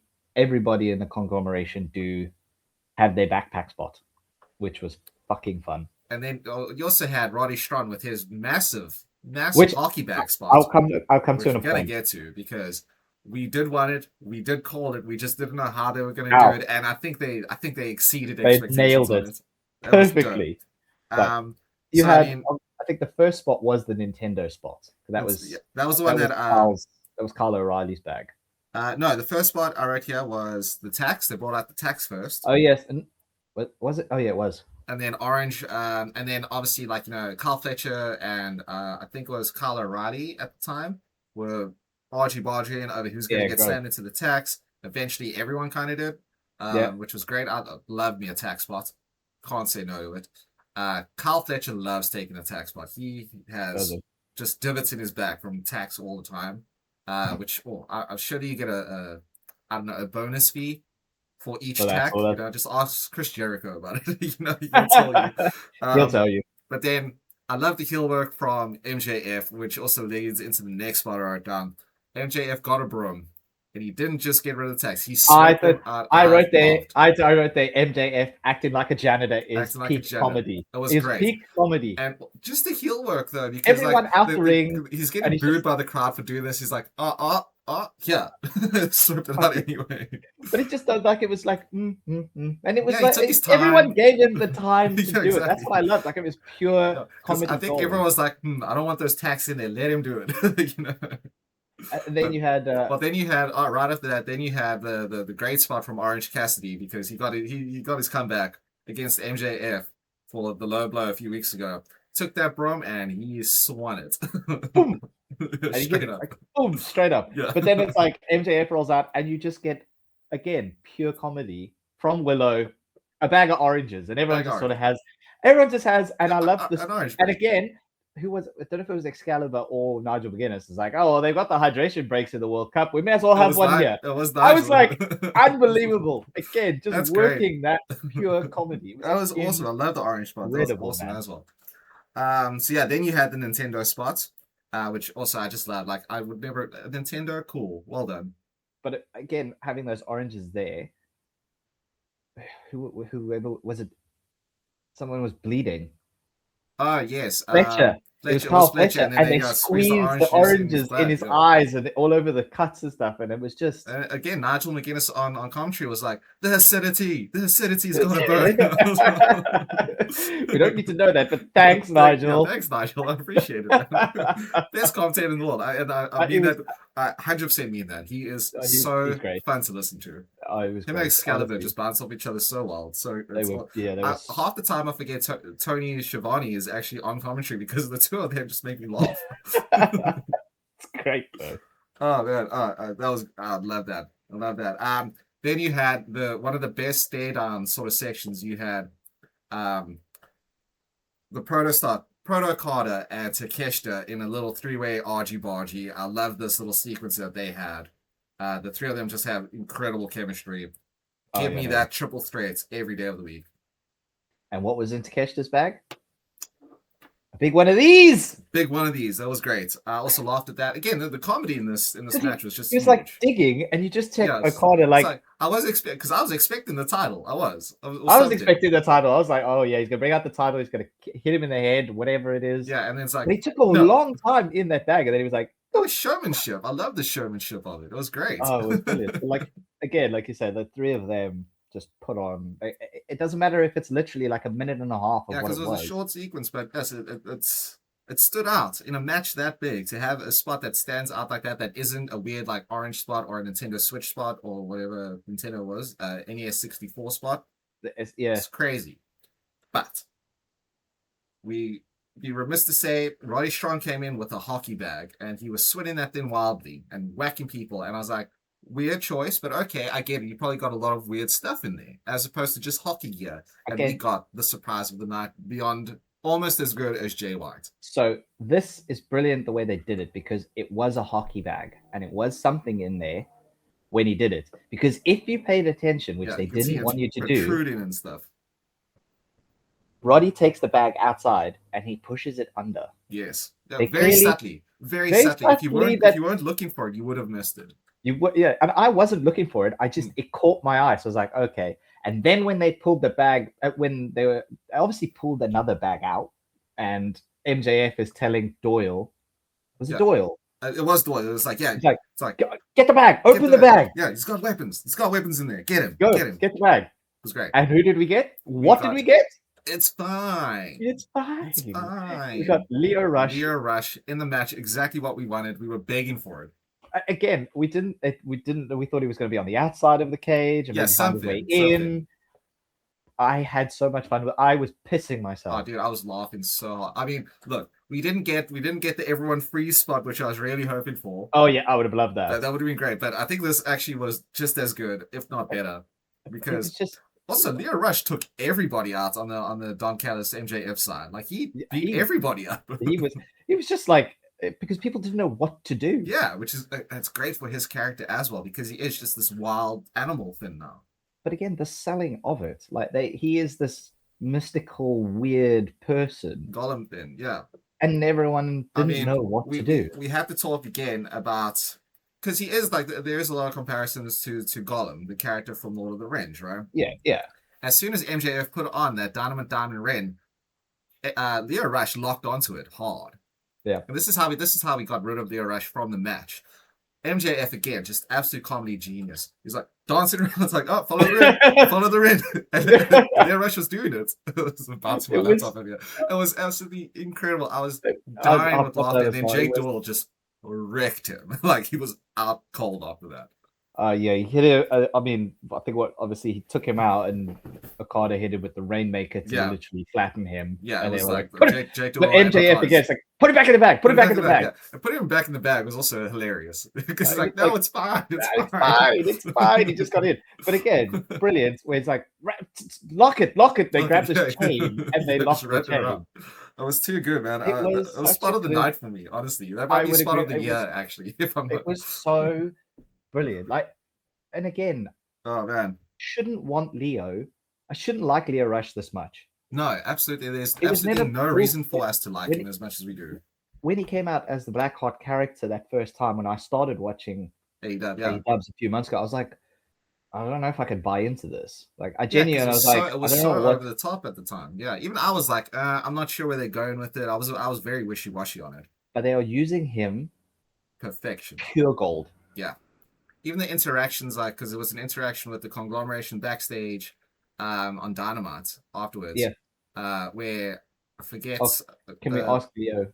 Can we ask Leo Rush? Or can we ask Leo Rush? Yeah, Roddy Strong comes like, it's not Kathy Kelly. I forget her name. I apologize. But like, just he's screaming the name thing, and Orange Cassidy is selling this like an absolute superstar. Fine. He's like, it's fine. It's fine. Just leave it at that. Keep it. I think he's going to join the conglomeration. I think he's going to be their pet dog or something. If he does, I'm all for it. I don't care. I'm all for it. I think they've naturally built it for him to join them in a weird way. Yes. But at the same time, it's not in a bad way. No, I think having him as like his own standalone character would also just work. So they've actually given like so many options for this, which is really good. And again, like I'll touch on it quickly, but his match with Kevin Knight, he was brilliant. Yeah, and he also had a backpack spot. I love the backpack spot because he pulled out his own really burnt and charred black belt, which was weird. That was weird. And I'm not entirely sure, like, if we just touch on that match a little bit, it was a great match as well. I mean, Kevin Knight can do no wrong, and Leo Rush, we know he's a great wrestler. Oh, yeah. Underutilized in WWE as far as I'm concerned. But he also was afraid of it at one stage. Or like sort of, not maybe afraid is the wrong term. Not enamored, but it had a weird hold on him. Nigel McGuinness also alluded to it. It's like, yeah, like he's more focused on this now, and like Kevin Knight was holding it, and I sort of shutting him into the corner of the ring with it. Yeah, it's kind of like it was so what I want to look for. It's like it had this mystical like this hold on him. Prowess about it. Yeah, exactly. So I love the fact that it was in a backpack again, alluding to like he's gonna join the conglomeration with his own little belt. If not, it's like he's subtly already part of them without them inviting him to be part. Because they invited Takeshita to join the conglomeration. Yes. Right? Yeah.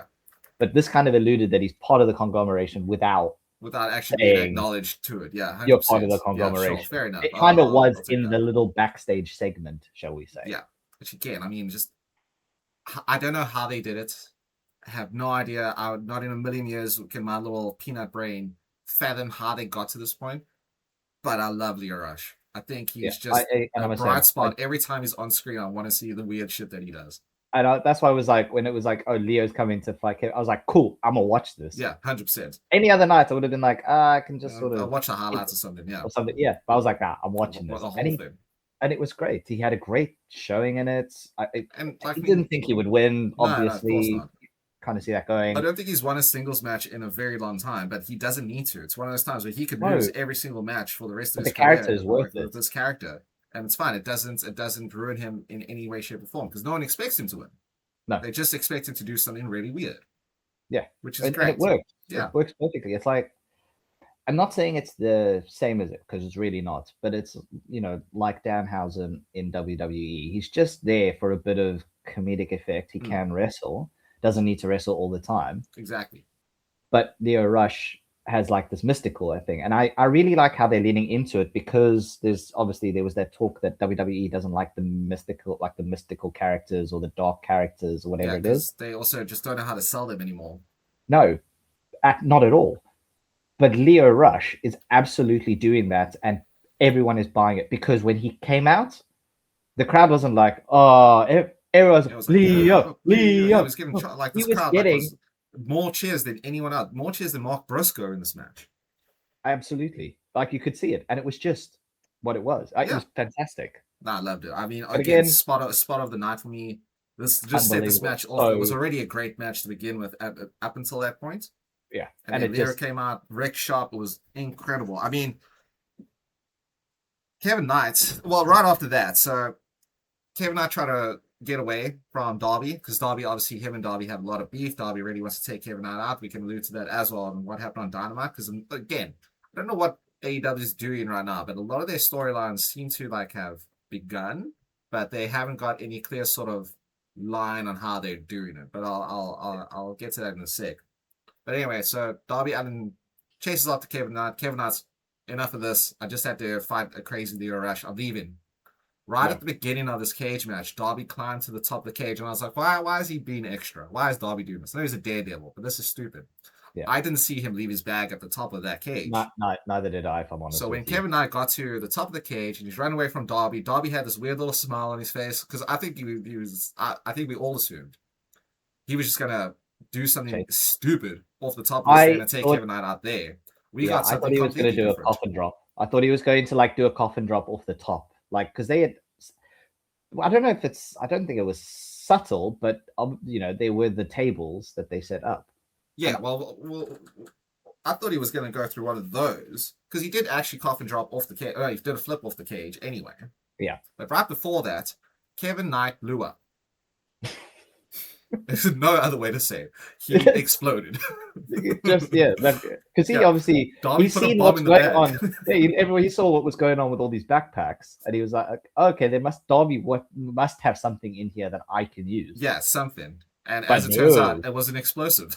It was an explosive. Well done, Darby. Well done. Attempted murder. You should be. Yeah. Don Callis is right. He should be arrested. He should be. Yeah, it was attempted murder because then right after that, Kevin did fall off the cage through a table.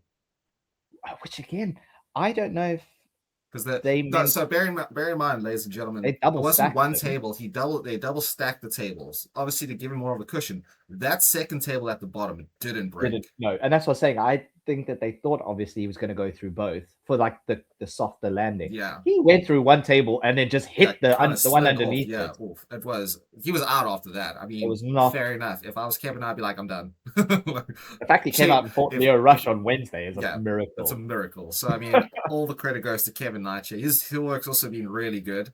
I mean, I think we both agree the heel turn was a little sudden and out of nowhere, but I don't hate it. I think I'm really enjoying it. I think it does work for him. It's I never got to see him like as the proper face. I literally started watching when he was a face, and not long after had turned heel. Yeah, exactly. Yeah. So I mean, again, table spot looked nasty.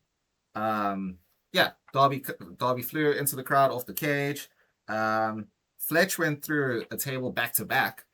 They really put Fletch through the ringer in this match, actually, as well. Oh, that Blue Thunder bomb was unbelievable. It was perfect. Like, it was just incredible the way they set it up. Sorry, I wrote down here B2B, and I thought I was shorthanded back to back because I was like, I can't remember him going through two tables. I know he went through one maybe, but it was Blue Thunderbomb. That's what I shorthanded to. That Blue Thunderbomb, chef's kiss, my dude. That was insane. And they did that. And so, you know why you thought that is because they had a table outside, and I've got it in my notes. Roddy Strong. Angle slammed or did the Olympic slam to Doyle through one of the tables. That's why I got. Then you had Fletch and Takeshita fighting on the apron on the other side, and then obviously he went for his clothesline and he ducked under it and then grabbed him and pulled him into the rotation for the Blue Thunderbomb. On the apron, seamless. It was poetry in motion. It was clean as you like. And it was just it looked like a rough landing, but it was again amazing. Yeah, it was just clean. It was awesome. I mean, look, this match had so much going. These are just like some of the spots that we wrote down, but like a ton happened in this match. Is there anything I missed before we get to the finish? I mean, the only other, not really. I mean, you just had everyone do their moves, so you sort of had the spot where one person comes in and then they do their move or whatever. Because I've got like Darby did a coffin drop and Orange Cassidy did his thing where he wants to put his hands in the trousers, but then he just gets taken out immediately by MJF. Which was also hilarious. Because he was exhausted. Yeah. They were all exhausted. So he literally got taken out and he just hit the ground outside. Yeah, exactly. Well, then, I mean, we talk about the Don Callis MJF t-shirts, which we really want. But I think after this match, a lot of people wanted Andrade's new t-shirt, which was awesome. We got a face turn for Andrade in this match. Loved it. I liked it too. It didn't seem out of nowhere because they had been building this up. I was just unsure how they would do it, and I think they did it awesomely. I thought it was the right time for it as well. If anyone did, you knew something was coming, but if anyone knew what was going to happen, I only have to ask you one thing: how you know? How you know? How you know? Also, this is just the power of, I don't know. I don't want to sound corny, but it's the power of belief. You know what I mean? Because at no stage would we think, we'd be cheering for Leo Rush saying it's fine, being weird. Andrade doesn't speak English very well because he's not an English speaker. It's not his native language. No. And WWE didn't know what to do with him because of that. Instead of giving him a manager, what does AEW do? Like, cool, give him Don Callis, put him in the family, because then he's on TV all the time. He gets that face value. Let him start just with his limited English language. What do you like to say? It's like, how you know. He got how you know over. Mm. In his promos, the crowd is now finishing his sentences like, I have one question for you. How you know? How you know? Believe. Man. You just got to believe in it, But it's it's almost as powerful as Stone Cold just getting what over. Yeah, exactly. Or Chris Jericho getting it over, Little things. It's just character building, and it works. Because we'll buy into it. If you sell it to us, we'll buy it. But, and again, it worked so well. I want the shirt. I am with you. Yeah, so the shirt said, fuck Don, fuck MJF. Fuck MJF, which was dope. And I was like, I want that shirt. I want that shirt right now. So yeah, I will give it to you I will give you cash right now for that shirt. 100%. Take my money. Take my money. Take my money. So we got so this is I think where Gozzy and I thought that MJF was going to take the pin because Andrade turned on MJF, took him out. I have been saying since the NXT Black and Gold days that his kick, back fist, back elbow should be his finisher. I've said that since I think they call it the Dia de los Muertos. That's the thing. I'm alluding to that now. You can bail me out. I've told you that should have been his finisher back in the NXT Black and Gold and on roster. It hits so hard, it looks insane. Frog splash is cool, but everyone uses a frog splash. Yeah, but he also did the it's the drill DDT or whatever you call it. Yeah, it's a DDT, But what did AEW do? They gave it a name and they made it his finisher, and it's now called the Dias de los Muertos, the Day of the Dead. Well done. No notes. Yeah, that's it. It's awesome. Simple. And when he hits it, it's clean. Yeah, it's so simple. You don't need to mess with it. No, it's sometimes wrestling is very easy. Most times it's easy. Sometimes it's really easy. This is really easy. And it's a sick move. It's a good finisher. Give it a sick name. It's got a sick name now. Cool. Over. Done. I want Andrade to beat up MJF now. That's all. That's it's done. It's really simple. Yeah. But so he took out MJF, and then obviously Jake Doyle came in with the save, and then just ate everything. They took him out with finisher after finisher. It's a good way to again build Jake Doyle up to be this ultra strong dude now that Dunkzilla and stuff I think he's injured again, or I don't know where he is. Yeah. But as the bruiser for the Don Callis family, which is wild to say because you also have Brian Cage and Lance Archer in there. Yeah, which is just ridiculous. Yeah, it's wild, but whatever. We digress. Jake Doyle ate the pin. Mark Briscoe's team wins, which means Mark Briscoe gets a shot at MJF's AEW title on Dynamite. So they did it really quickly. Yeah, you know what? Again, WWE learned a thing or two. That worked. It was the opening match. Yeah. Your AEW champion for the title opened the show. Didn't just show up at the end and give you a 10-minute promo. No, and again, I like this because I was watching SmackDown this morning, and the opening segment was I haven't watched it yet. But... Well, it opened with Sammy, as it should, because he's the champ now, right? Yeah. It's just a promo. Who comes out? Cody Rhodes. They promo. Who comes out? Jey Uso. Just talking for the first 15 minutes, and you've injected like two wrestlers who don't. This should have been Sammy's moment to heal it up or do whatever he wants to, right? Mm-hmm. I'm digressing. What she did on AEW is you not only had the champ come out first, he wrestled first. Yeah. Then he won. Then he cut a promo. Dope. You've built it in. He defended his title. He looks like an absolute $1,000,000. Take nothing away from Mark Briscoe because, I didn't think he'd win. No. But I had no inclination of him winning at all. But because of how they built it, I was like, you know what? I could see it changing hands because AEW has conditioned us to think anything could happen, especially with MJF. Because I was getting PTSD flashbacks of when he was saying to Darby Allin, "Fine, I'll fight you." Yeah. And then he lost. So I was like, "Ooh, is that going to be MJF's thing?" He wins the title, he retains it a few times, and then like on a random AEW because he gets so arrogant about it, he drops the title. It was dope. But yeah, so sad for Mark Briscoe, but it's what it is. I don't see him having the championship now. I don't see again, I think they went over it a bit too much with it. I don't mind a bleeding spot, but Mark Briscoe bled at Forbidden Door. I get that. Oh, he had he had a Band-Aid over it or a patch or whatever, and also, then MJF ripped it off, started biting, and attacked it, but he was just bleeding so much again because did he smash him into the table, or the steps or something like that? And it was the steps. Yeah, he swung him into the steps, and I think the idea was that he like caught the corner. Yeah, and then it was a horrible swing as well. Like he looked bad. I thought he was concussed. I thought he was out. Yeah, no, I mean he smacked him hard. I don't think it was meant to be like that, but I think just momentum maybe. Yeah, probably. But either way, it's Mark Briscoe. As far as we know, he probably asked to be like smacked into it as hard as possible. He's also just the crazy. It's fine, I'll bleed. But again, it was a good match. It was a great match. I really enjoyed the match. Yeah, but I think when he started bleeding like that, again, this comes back to the too many finishes, man. I swear, Mark Briscoe hit the Froggy Bow twice and a J Driller, and I know MJF is the champ, but you shouldn't be kicking out of that many finishes, not in a title match, especially. No. I agree with that. I get it for the resilience, and it was more instinct. But I think at one point MJF obviously intelligence with his rings around. He put his foot on the rope.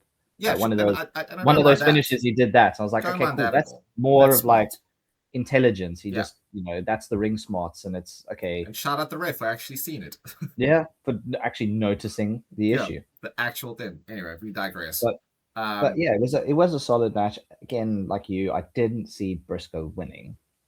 No, I think at one stage, after he started bleeding and stuff, and then MJF kicked out the first time, or like put his foot on the ropes, I was like, MJF's obviously irritating this one. Yeah. Because then they just kept false finishing. You want hope. Like, you want hope. There was a couple of hope spots, which was fine. That's what you need in a match like this. Yeah. But it sort of leads into two things here. So for the next match at Forbidden Door, we had Ospreay versus Swerve. Yeah. So I wrote down an absolute ton of stuff here, but I don't think we're gonna have time to go through all of it. All I'm saying is I timed it. It was 38 minutes long from start to finish. From the moment the bell went to the moment the bell went. Like not intros and stuff. Yeah, first of all, both entrances, dope as shit. Yeah. I mean dope. Ospreay's Bane mask looked awesome. That was the dope. fact that with the smoke and everything coming out, That was sick. Unbelievable. And then obviously Swerve coming out on the bike as Lobo, he looked $1,000,000. They both look insane. They both came out and they had those subtleties were. It makes the difference. It does make a huge difference. I was like, oh man, this is going to be dope. And it was. But now this is what I'm alluding to with the MJF Briscoe match, right? This match with Ospreay and Swerve had a lot of blood. Like, an absolute mountain of it. But so now you have a lot of matches on the Forbidden Door card where people were bleeding all the way from the start. So I think AEW are oversaturating it a bit. I don't mind blood. Give me bloody matches. That's fine. But sometimes you don't need to see that much. Less is more. So if you're going to have this Ospreay Swerve match, which we know there's animosity, there's a huge story built into it, they're going to hurt each other. That's what this match is about. I expect blood. Yeah. But now, then again, you have in a championship match more blood. Less is more in this sense. That's what I'm saying. They didn't need it in the Briscoe match. We saw so much in Forbidden Door. Yeah. It really didn't need it in this feel match. Necessary to do it in the Briscoe MJF match. I agree, and I just wanted to allude to that because again, it seems like overkill at this stage. Yeah, you know. Yeah. But yeah. So promo package before the match, insanely good. Yep. Gave us everything we wanted for this. It was dope. I really liked it. Obviously, the ties were absolutely killer. I do think the match went a little bit long, personally, but I understand why it did. 38 minutes from bell to bell. I would have given this maybe 30 max. I'd have given it 25 to 30, that range. Yeah. Going that extra 10 minutes. Yeah, because I mean, again, at this stage, it's the final match of the night. It's for the Owen Hart Cup final. Big stakes involved. Again, big storyline going in with the history of Ospreay and Swerve. This crowd has been at the show for over 5 hours at this stage. Listen, they were good for the crowd. They were hot for this match. They were great. They were still going for it. They were still going, but I think it would have been more elevated if they had shortened the match a little. Yeah, and I'm with you. I'm with you on that. I agree. It could have been shorter. It was still great. Yeah, it's still a dope ass match. Like but, started off hot. Obviously, both of them trying to get their finishes in quickly to the dodges, the reversals. It's it not typical, but it feels like that is a match where that's got to happen in the beginning. Like they just know each other so damn well. Yeah, they both let's test it. Neither of them want this to become a war of attrition. Try and finish it early. I like that. I like the urgency. Don't give me a collar and elbow tie up. Like, no, try and take each other out. Love the opening of the match. We did actually get a winner really early in the match. Because Swerve tapped out. He just so happened to tap out on the outside of the ring. So it didn't count. Which I did like. I kind of like that. I was like, okay, I see where... Because that also swerved me then. Because it's like, well, he tapped. Yeah. But are they going to make him lose again? Like, oh, so it sort of opened up the match a little bit more to be like, oh, because I think we both had Ospreay going here. It just makes sense. He's going to headline the Wembley, hometown. Yeah. But having Swerve tap out that early on the outside so the match doesn't get called. Yeah. Made me think, oh, maybe they are going to actually swerve us, pun intended, Yeah. It was clever because I did see that and I was like, okay, how much is it going to happen? Like, how much more is going to happen if they've done that this early? Again, they went on for quite some time. So they did a ton of stuff in this. It was crazy. I mean, one of the things I noticed and I really enjoyed was, again, they're both quick, agile, strong athletes. And big. Ospreay was trying to do the quick style. When Swerve was on top, Swerve was more like a killer.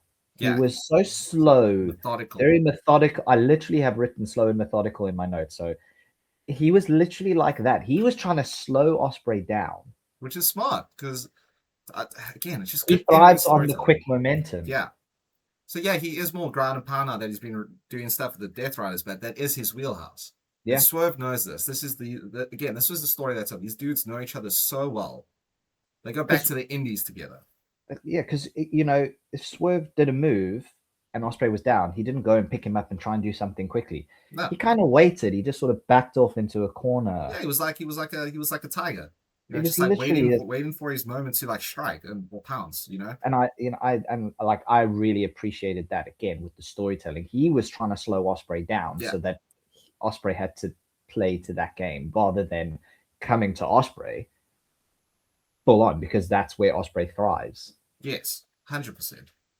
And that's what Ospreay was trying to do. He also realized that mid-match was like he needs to start ramping it up. But again, I mean, there were so many spots in this match that we could talk about. So I mean, the big ones were obviously when they both got busted open. Like this was like dropping blood. This was crazy. So stakes get raised there. They both bleed into absolute no end. Ospreay first, then Swerve a little bit later. Swerve ate a hidden blade because again, like this was the war of attrition stuff coming in. Ospreay hit him with a hidden blade. He didn't have a lot of oomph in it, but it was a hidden blade, and Swerve stood tall. He didn't even drop to a knee. He was just like, "That's what it is." Whatever. And I love and that. It's again because I think again because it wasn't at the point of second wind. It was just at the point of exhaustion. Yeah. So that's why when he did it, that no sell, you want to call it, worked because he was exhausted. It wasn't full force. Exactly, it's more like someone accidentally elbowing you in the back of the head when you're standing there. You're like, oh, 100%. Okay. And again, I love that storytelling, like because it's not just like spot. It's like this is taking it out of Will Ospreay. He needs to dig deep now. Yeah, which was great. I mean, one of my favorite spots that I have written down here is when it was Ospreay did this backflip into the step up into Guri. Yes, that was went down and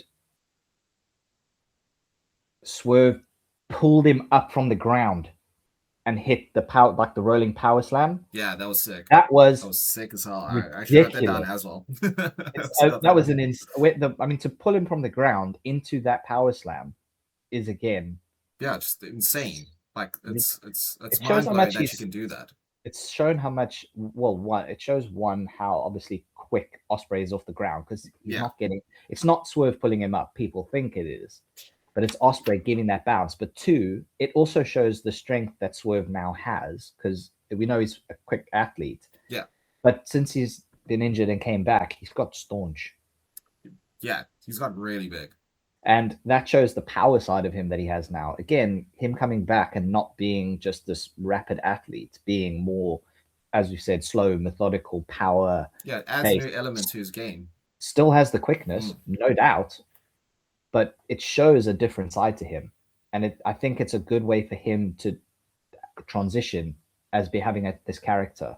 Yes, I agree. 100%. 100% with that. Absolutely. Another spot I got here is the twisting guillotine kick. That was crazy.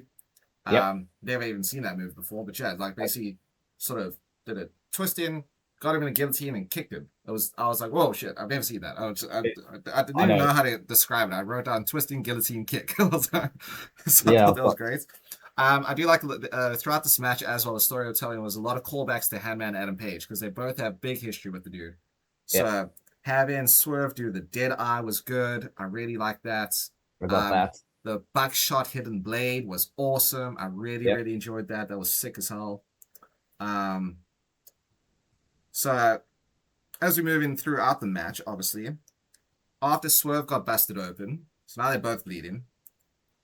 That's when Nana got involved again. So he did get involved twice in this match. Very early on, he threw his, I'm going to say coffee. It was coffee, whatever it is.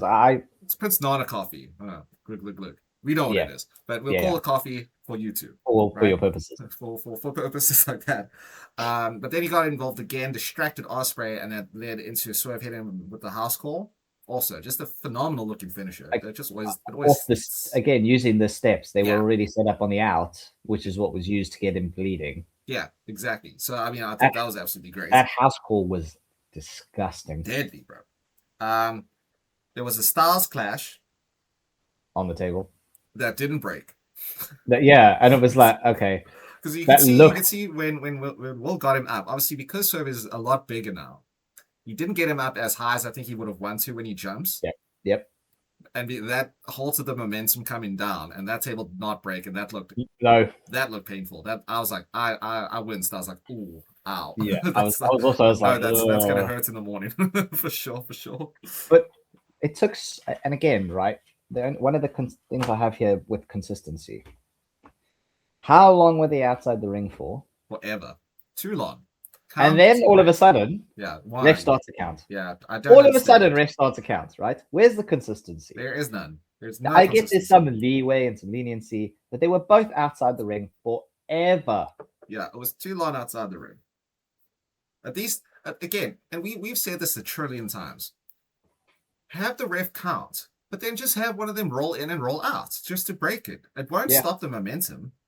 You just smashed this dude into the staircase and he's bleeding. You can roll into the ring, break the count, and still get his ass up for a style slash.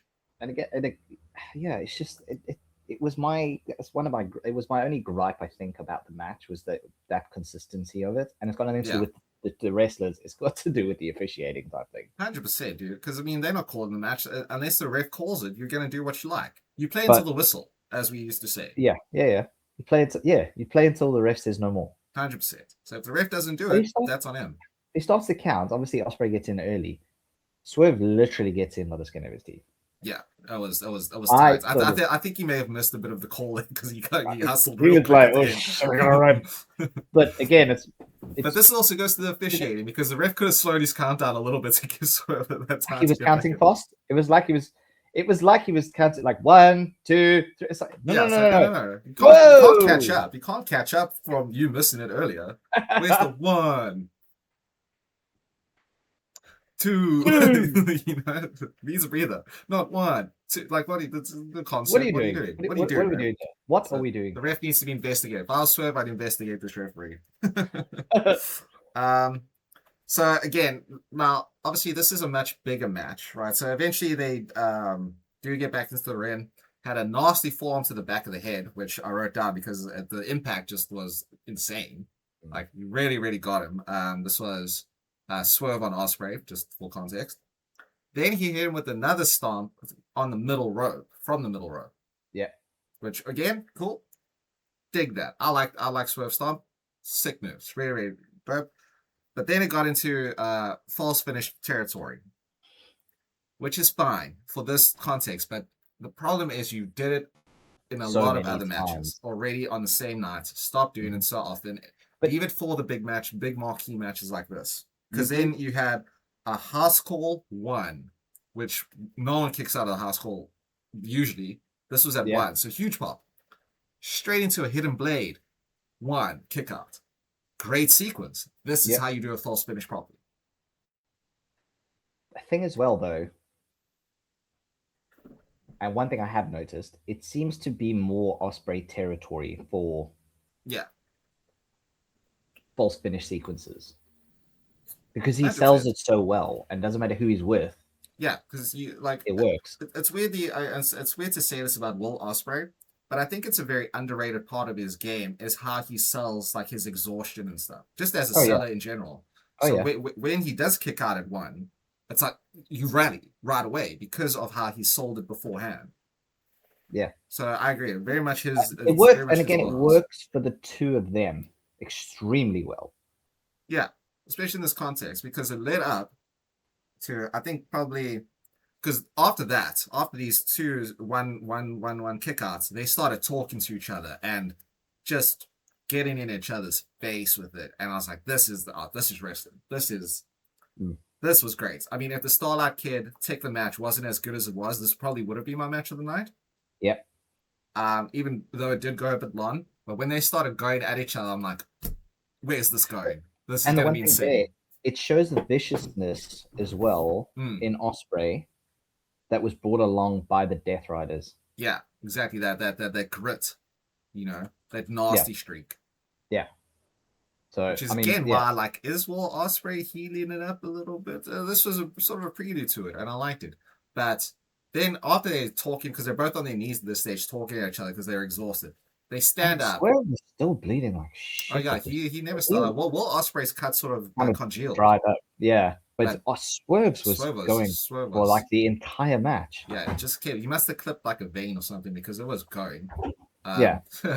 Oh, we got a run in. So good. That's awesome. But I love this because they get up off their knees while they're still talking smack to each other, and then they stop, just dead stop talking. It's like, cool. Gloves are off. Nice. That was awesome. Love that. That was great. Saw it here first, everybody. Our first you have to watch it on YouTube. You have to watch it on YouTube just to see that. Yeah, we had a DH run in. That was awesome. Oh, that was but good. They're staring each other down, and this is where the gloves come off and the pads come off, and like this is we're going bare knuckle over here. It was dope as hell.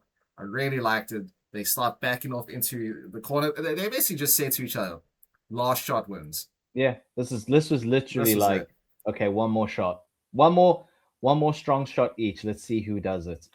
Yeah, I mean, except it wasn't, and this is also where this match kind of like was. So they both run at each other. Obviously, Swerve's going for the house call. Will Ospreay is going for the hidden blade. Will Ospreay gets the better of Swerve in this exchange, right? Wrong. He got the hidden blade. He picked him up for the Stormbreaker. So now he's hit the hidden blade and a Stormbreaker. Swerve kicks out at 2. And I was really annoyed by this. Right. And I understand why they did it, because I'll get to it. But because I assumed, okay, cool, what he's going to do is going to pick him up and do like another hidden blade, or maybe another Stormbreaker, maybe the Tiger Driver. I was like thinking, oh, maybe he'll bust it out. Except then Swerve doesn't really sell it too much, because then Swerve went low. Yeah. Nut shot straight to Ospreay, and then got him in a Vertebreaker, which Swerve has been using a lot as like a secondary finisher. So he has beaten people with it. Yep. Also, the Vertebreaker just looks insane. I love the Vertebreaker as a finisher. But again, it's one of those ones where if you do it right, it's good. Yeah. But I can understand why WWE doesn't like those kinds of moves. Because it is, if you do it bad, it's bad. We've seen people get like permanently put out of wrestling, injured because of these sort of moves. But you do it right. You do it right. It looks sick. But then Will Ospreay kicks out at 2. Again, this is like too many false finishes at this stage. I wrote down here hidden swerve. So I can only hidden blade. Swerve hit the hidden blade. Right? So he hit a hidden blade, and then he went into a sort of lift. I've got my notes here. Swerve hit the hidden blade after that kick out. The hidden swerve. And then he put him in like a lifting one-winged angel. It did look like that. I thought he was going that's what I wrote. That's what I wrote down, because it looked like that. One-winged angel. And I have a question mark next to it, because he lifted him up into it. He didn't have him on his shoulders. Yeah. I'm not sure what he was going for. At the time, I was like, is he going for a one-winged angel? Which doesn't really make a ton of sense. No, it doesn't. He doesn't have a lot of history with kick. He has some, but not a ton. But if you look at it, is it not like a slap in the face to Ospreay? Like, because obviously he's good friends with Kenny, so he's trying to. Yeah, so maybe he kind of did it in the sense of like trying to insult Ospreay. Yeah, but I don't know. It just it seemed it like made no sense at this point, and that's what it looked like to me. They may call it something else, but and I don't think the commentary alluded to it. They didn't, as being the one-winged angel. But for me, it looked like it went into a lifting one-winged angel, and that's it did seem like that. I thought so too. I wrote that down as well, because I had one-winged angel here. It's very weird. I don't know, but anyway, then the Death Riders came out. Yeah. Which cool. I'm glad they didn't get involved. No, I'm also glad they didn't get involved. It's more like an encouragement thing to Ospreay. Again, this is why I don't know where they're going, or why they got to clear the lines with these dudes. Are they heels? Are they faces? They're not tweeners at this stage, because you can't. Yeah. They're so opposite end of the spectrum every week. You can't say they're a tweener, right? So whatever. Which obviously riled Will Ospreay up. He ate a house call again right after that. No sell. He ate that thing on the chin and got straight back up. Again, like that is for me, that's like with the Death Riders being there. This is like the second wind phase for me. The final second wind phase. But I think this put it over the top at that stage. I think because obviously right after that, that's when we got the buckshot hidden blade. Yeah. Which also looked cool. Looked sick as hell. For a 2. Another false finish.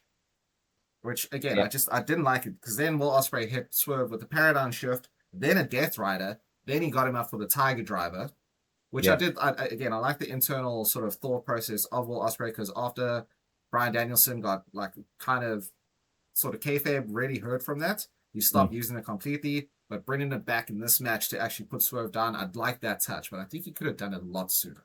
Yeah. You know? I agree. Like, again, I agree. Like we said, it could have been 25 to 30 minutes within that range, going to almost 40. So, like, I think after they stare down, and then, like, after Swerve went low with the vertebraker, that's when you do, okay, cool, enough of this. Buckshot Lariat, Tiger Driver. Don't give me Death Rider stuff. I don't need that. They're already out there. Yeah. So I don't need a Paradigm Shift and a Death Rider and a Tiger Driver on top of that. Buckshot Hidden Blade, dope. Good callback to Adam Page. Tiger Driver, because you have to bring out this band. You'll move you band yourself. Yeah. To get that's you have to pull out all your stops because nothing's worked. So you literally have to pull out the final thing that you said you'd never do again. Yeah, exactly. You got to go to that dark place, which is why you're training with the Death Riders. They've taught you to do this. So I don't mind that at all. I just think it's considering it was a 38-minute match. If this happened at the 30-minute mark, it would have made a huge difference in terms of the overall pacing of the match itself. Yeah. But Will Ospreay gets the 1, 2, 3. He's going all in. Yep, we get to see it. We are going to see it. Again, double dubs up match. Really, really loved this. I just think it went a little bit long. That's my only tiny little nitpick. I'd like to know what he said to Swerve. I get it in the sense of if the mics on the cameras were working, it would have been, I told you I was going to beat you. I told you that I was going to be the one going to all in, blah, blah, blah, like that. I'd like to think that's what he said. It could have been just a, appreciate that. Yeah, appreciate it. You know that Stone Cold Rock moment where Rock leans over, says hello, like he's like, hope you have a great time. Like, this was perfect. Love you, brother. Whatever. And yeah, exactly. Just like could have been something like that. A little bit more poignant, yeah. If we had actually gotten to hear it, but again, it's fine. It leaves it to the imagination. Exactly. Again, double dubs up. I mean, overall, I love Forbidden Door. I do think it was too long. Yeah, no, very much. Like, again, there's a point where WWEs don't feel long enough, or they feel rushed, and AEWs feel like they're just too long. Yeah, they drag. There needs to be like a middle ground there of like 4 hours. I think 4 hours is like a golden where number. where it's filled with wrestling, not 4 hours, 2 hours of adverts and entrances. Yeah, exactly. And then an hour of wrestling, whereas the AEW is like 95% wrestling, but then there's too much of it. Because you do need a break. You do need breaks in between. I need a breather. Yeah. Especially if you put it on, like, because again, none of these got any dub downs. They're all good matches. Some of them were just great. Yeah. But they just need a break. Need a break in between. There's too many. Like, if you had taken off the Pac Uno match, could have lived without that. Could have lived without Mox on this card. And Bandito. Which again is weird to say, but you take those two matches out, they didn't really add much to either thing. But you also then didn't need really the Daniel Gozzy. You didn't really need the Death Riders on this. You didn't need them at all, no. But again, I think that's what I was sort of alluding to. So throughout the night, the only person that actually won was Mox. And now the Death Riders are more heel than face, but we still don't know. Which again, like, if you're not going to tell us a story while having them on the card, why are they there at all? Yeah. But again, that's just nitpicky stuff. In terms of, just to sort of wrap it up here, in terms of the fallout, obviously we know Will Ospreay is going to All In. Who's he facing? Well, that's the thing. He had a bit of a one-on-one with Kenny backstage. MJF also decided to put his 2 cents in. Obviously, MJF retained. I know. So when he was talking, did you notice there was, obviously he came out the door. Did you notice, like, he kept sort of poking there? I was like, someone's in the doorway. Either someone's not meant to be there. I think, and they're just, and it was like, it's like a microphone, when the microphone bobs down in the scene, and it's like, well, they could have cut that out. Like, someone kept bobbing through, and then obviously MJF walks out. Yeah, I don't know. I'm not sure if that was like an accident or if they were trying to tell us something. I noticed it. I was like, I think it was more of a mistake than anything else. But I mean, I'm probably wrong. Yeah. But by the way, sorry I interrupted there. But that's cool. Cut a promo. They had a little promo thing. Kenny was basically saying to Ospreay, I don't like the fact that you're doing the stuff with the Death Riders, but I understand why. Yada, yada, yada. Your friend, blah, blah, blah. But inevitably, what this led to was Kenny calling out MJF. Yeah. That's the big thing that happened here, right? So MJF said basically, cool, I'll give you a title shot, but it's the Hangman Adam Page stipulation. If you lose, You never get a ever challenge for the title ever again. Yeah. And that was the through line for I'm Dynamite. fine. And you know actually. what? I get it. I'm nervous, but I can understand if Kenny doesn't win it. I don't like it, but I can understand it. In the sense of, I saw something on social media the other day. It was yesterday, actually. And it was another content creator. And he said he likes this thing where MJF is putting on these stipulations because he's done it. And, you know, he says it. I still like that they acknowledge him because he was a founding member. It's not like and he's now part of it. But they go, Cody, Hangman, whatever, like, you know, Adam Cole. He ran through them. Yeah. Like, he ran through the list. It's like, I'm better than all of them. But guess what? They can never challenge me. Because they're all over 40. And the content was created, like I was saying, they're all over 40. You don't want 40-year-olds running at the top your of the promotion. Card. Yeah. Because you're encouraging the youth to go. Now, I have a gripe with just the specific message that he made, but I'll talk to you about that privately. Sure. But I like that he pointed that out. Me too. I thought it was, it was a great promo as well.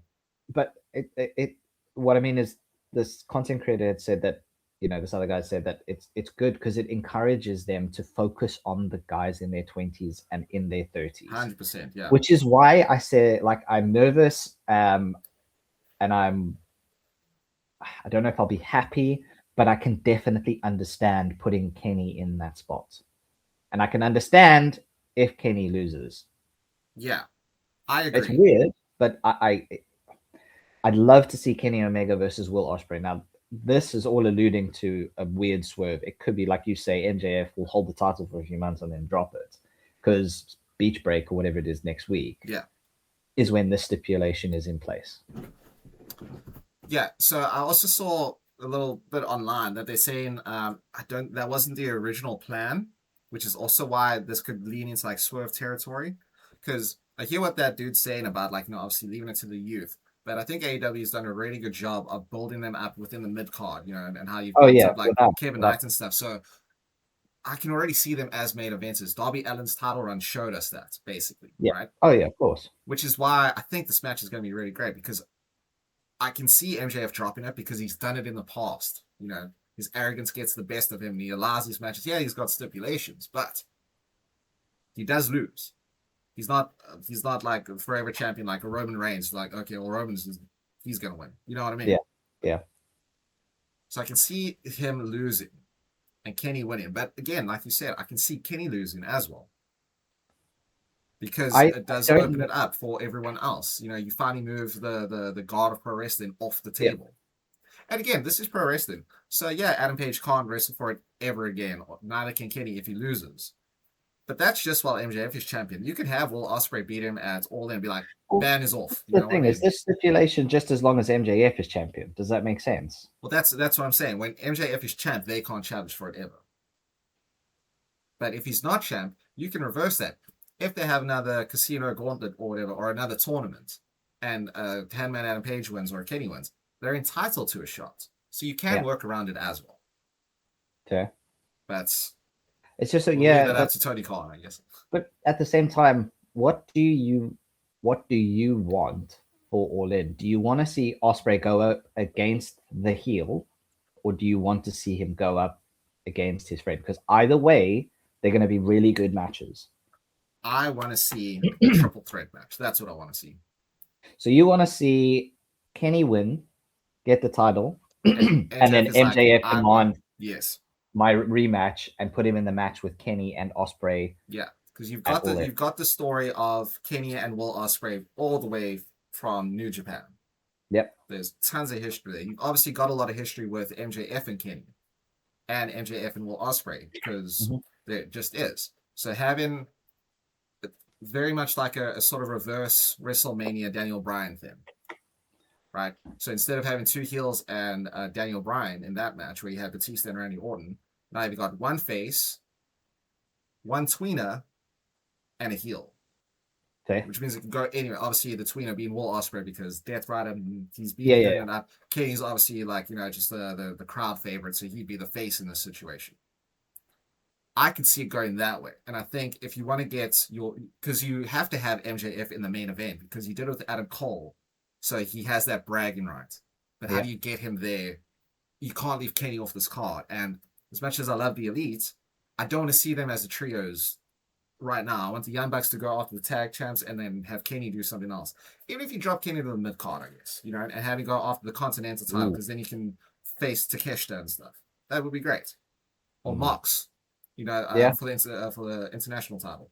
But again, are we going to get like a surprise return at All In or not? Are we going to just get a stacked squad? Because I can assume Adam Page would come back, right?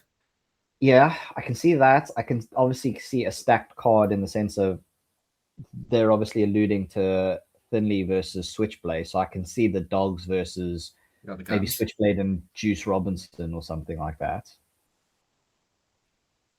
Like in a tag match. Sure, yeah. Or I can see just Switchblade versus Finley, and then Connors is there, and on the outside, some of the Death Riders or whatever it is.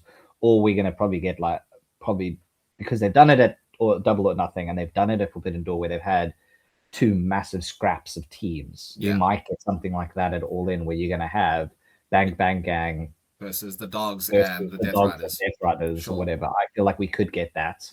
Yeah, exactly. I mean, you could absolutely. It's only 2 months away. Less. That's crazy to think. Damn, it's around the corner. But again, there's a lot to build into this. So yeah. So I mean, again, that's what Forbidden Door did so well, is they have built a lot of these things up. Now, obviously, a few other things happened on Dynamite and Collision, but nothing really to write home about. A lot of stuff's going to happen next week at Beach Break, like Ciampa Jericho, yeah, stuff like that. I'm just looking at my notes. Again, we watched everything to make sure there was no. Yeah, I mean, we pretty much covered because we covered the Briscoe stuff. Andrade obviously came out, did his how promo, which is good, but then he got jumped by Brian Cage and the rest of the Don Callis family. They wrestled a bit. Mercedes had a promo, which was cock. That's what I wrote down here. They had again not much. Bandido, Speedball, Mystico versus the Rascals. I like to give a shout out to Myron Reed though. Fuck me, he's good. Yeah, he is good. He's really good, and they're definitely pushing him a little bit. When he had that, we didn't cover it, but when he had that singles match against Kevin Knight for the TNT Championship, that was a good match. Looked golden, man. $1 trillion, man. He really did absolutely unbelievable. I think he's a bit squashed in there with the Rascals. I like everyone being part of a faction, but for me he's the standout of the three of them. I mean, it's not much. It's just I wanted to say that. Sure, also, again, was great. I think again, ELP, the Carl Fletcher ELP match. ELP's a star, bro. I didn't expect it. I honestly didn't. But it was a great match. It was a very good match. Like you said, nothing to write home about, but no, I think those are like small things to sort of touch on. There's but I think this coming week for Dynamite with the Kenny MJF match, once that's done, I think we'll also get a lot more answers to what's happening with the Death Riders and the Dogs and Jay White and obviously Kenny and Ospreay and all of that. So I think this Dynamite and Collision were kind of filler just to get us to that point and then have a bit of a reset before All In. Yeah. At least that's my interpretation of it. No, I go with that, and I'd agree with that. Like, it's probably the chance to give us a bit of a breather. 100%. Again, I don't mind them 14 hours of wrestling this week just on WWE and AEW. So imagine if we did everything. Oh, I don't think we do. We just don't have the time. Get those subscribers up, and then we can do this full time. And then we can do it. We can do TNA and Ring of Honor and New Japan, CMLL, and everything. All of it. We can do all of it. That's that'd be longer than our actual day jobs. Yeah, probably it definitely will. But otherwise, overall, great show. Yeah, still it gets a double dubs up for me as an overall show. I really liked it. Definitely. It didn't reach Double or Nothing heights, but it was better than Night of Champions. I'll definitely say that. Not that Night of Champions was really good, actually. Yeah. It was a weird, like Night of Champions as a WWE show was the best one I've seen for a while, but AEW consistently puts on their big PPVs really well. Agreed. But everybody, let us know what you think down in the comments. Don't forget to like, share, subscribe, smash the like button, whatever they say, YouTubers. But But yes, no, I've been your co-host Rone with the OTG Gozzy. Gozzy, thank you again for having this discussion with me, man. It's a highlight no. of my Saturdays, really. I always love I love our chats. I love this podcast. I love the fact that we have decided to do this. It makes me feel so much better. Me too. Me too. It really does. I'm all warm and fuzzy inside.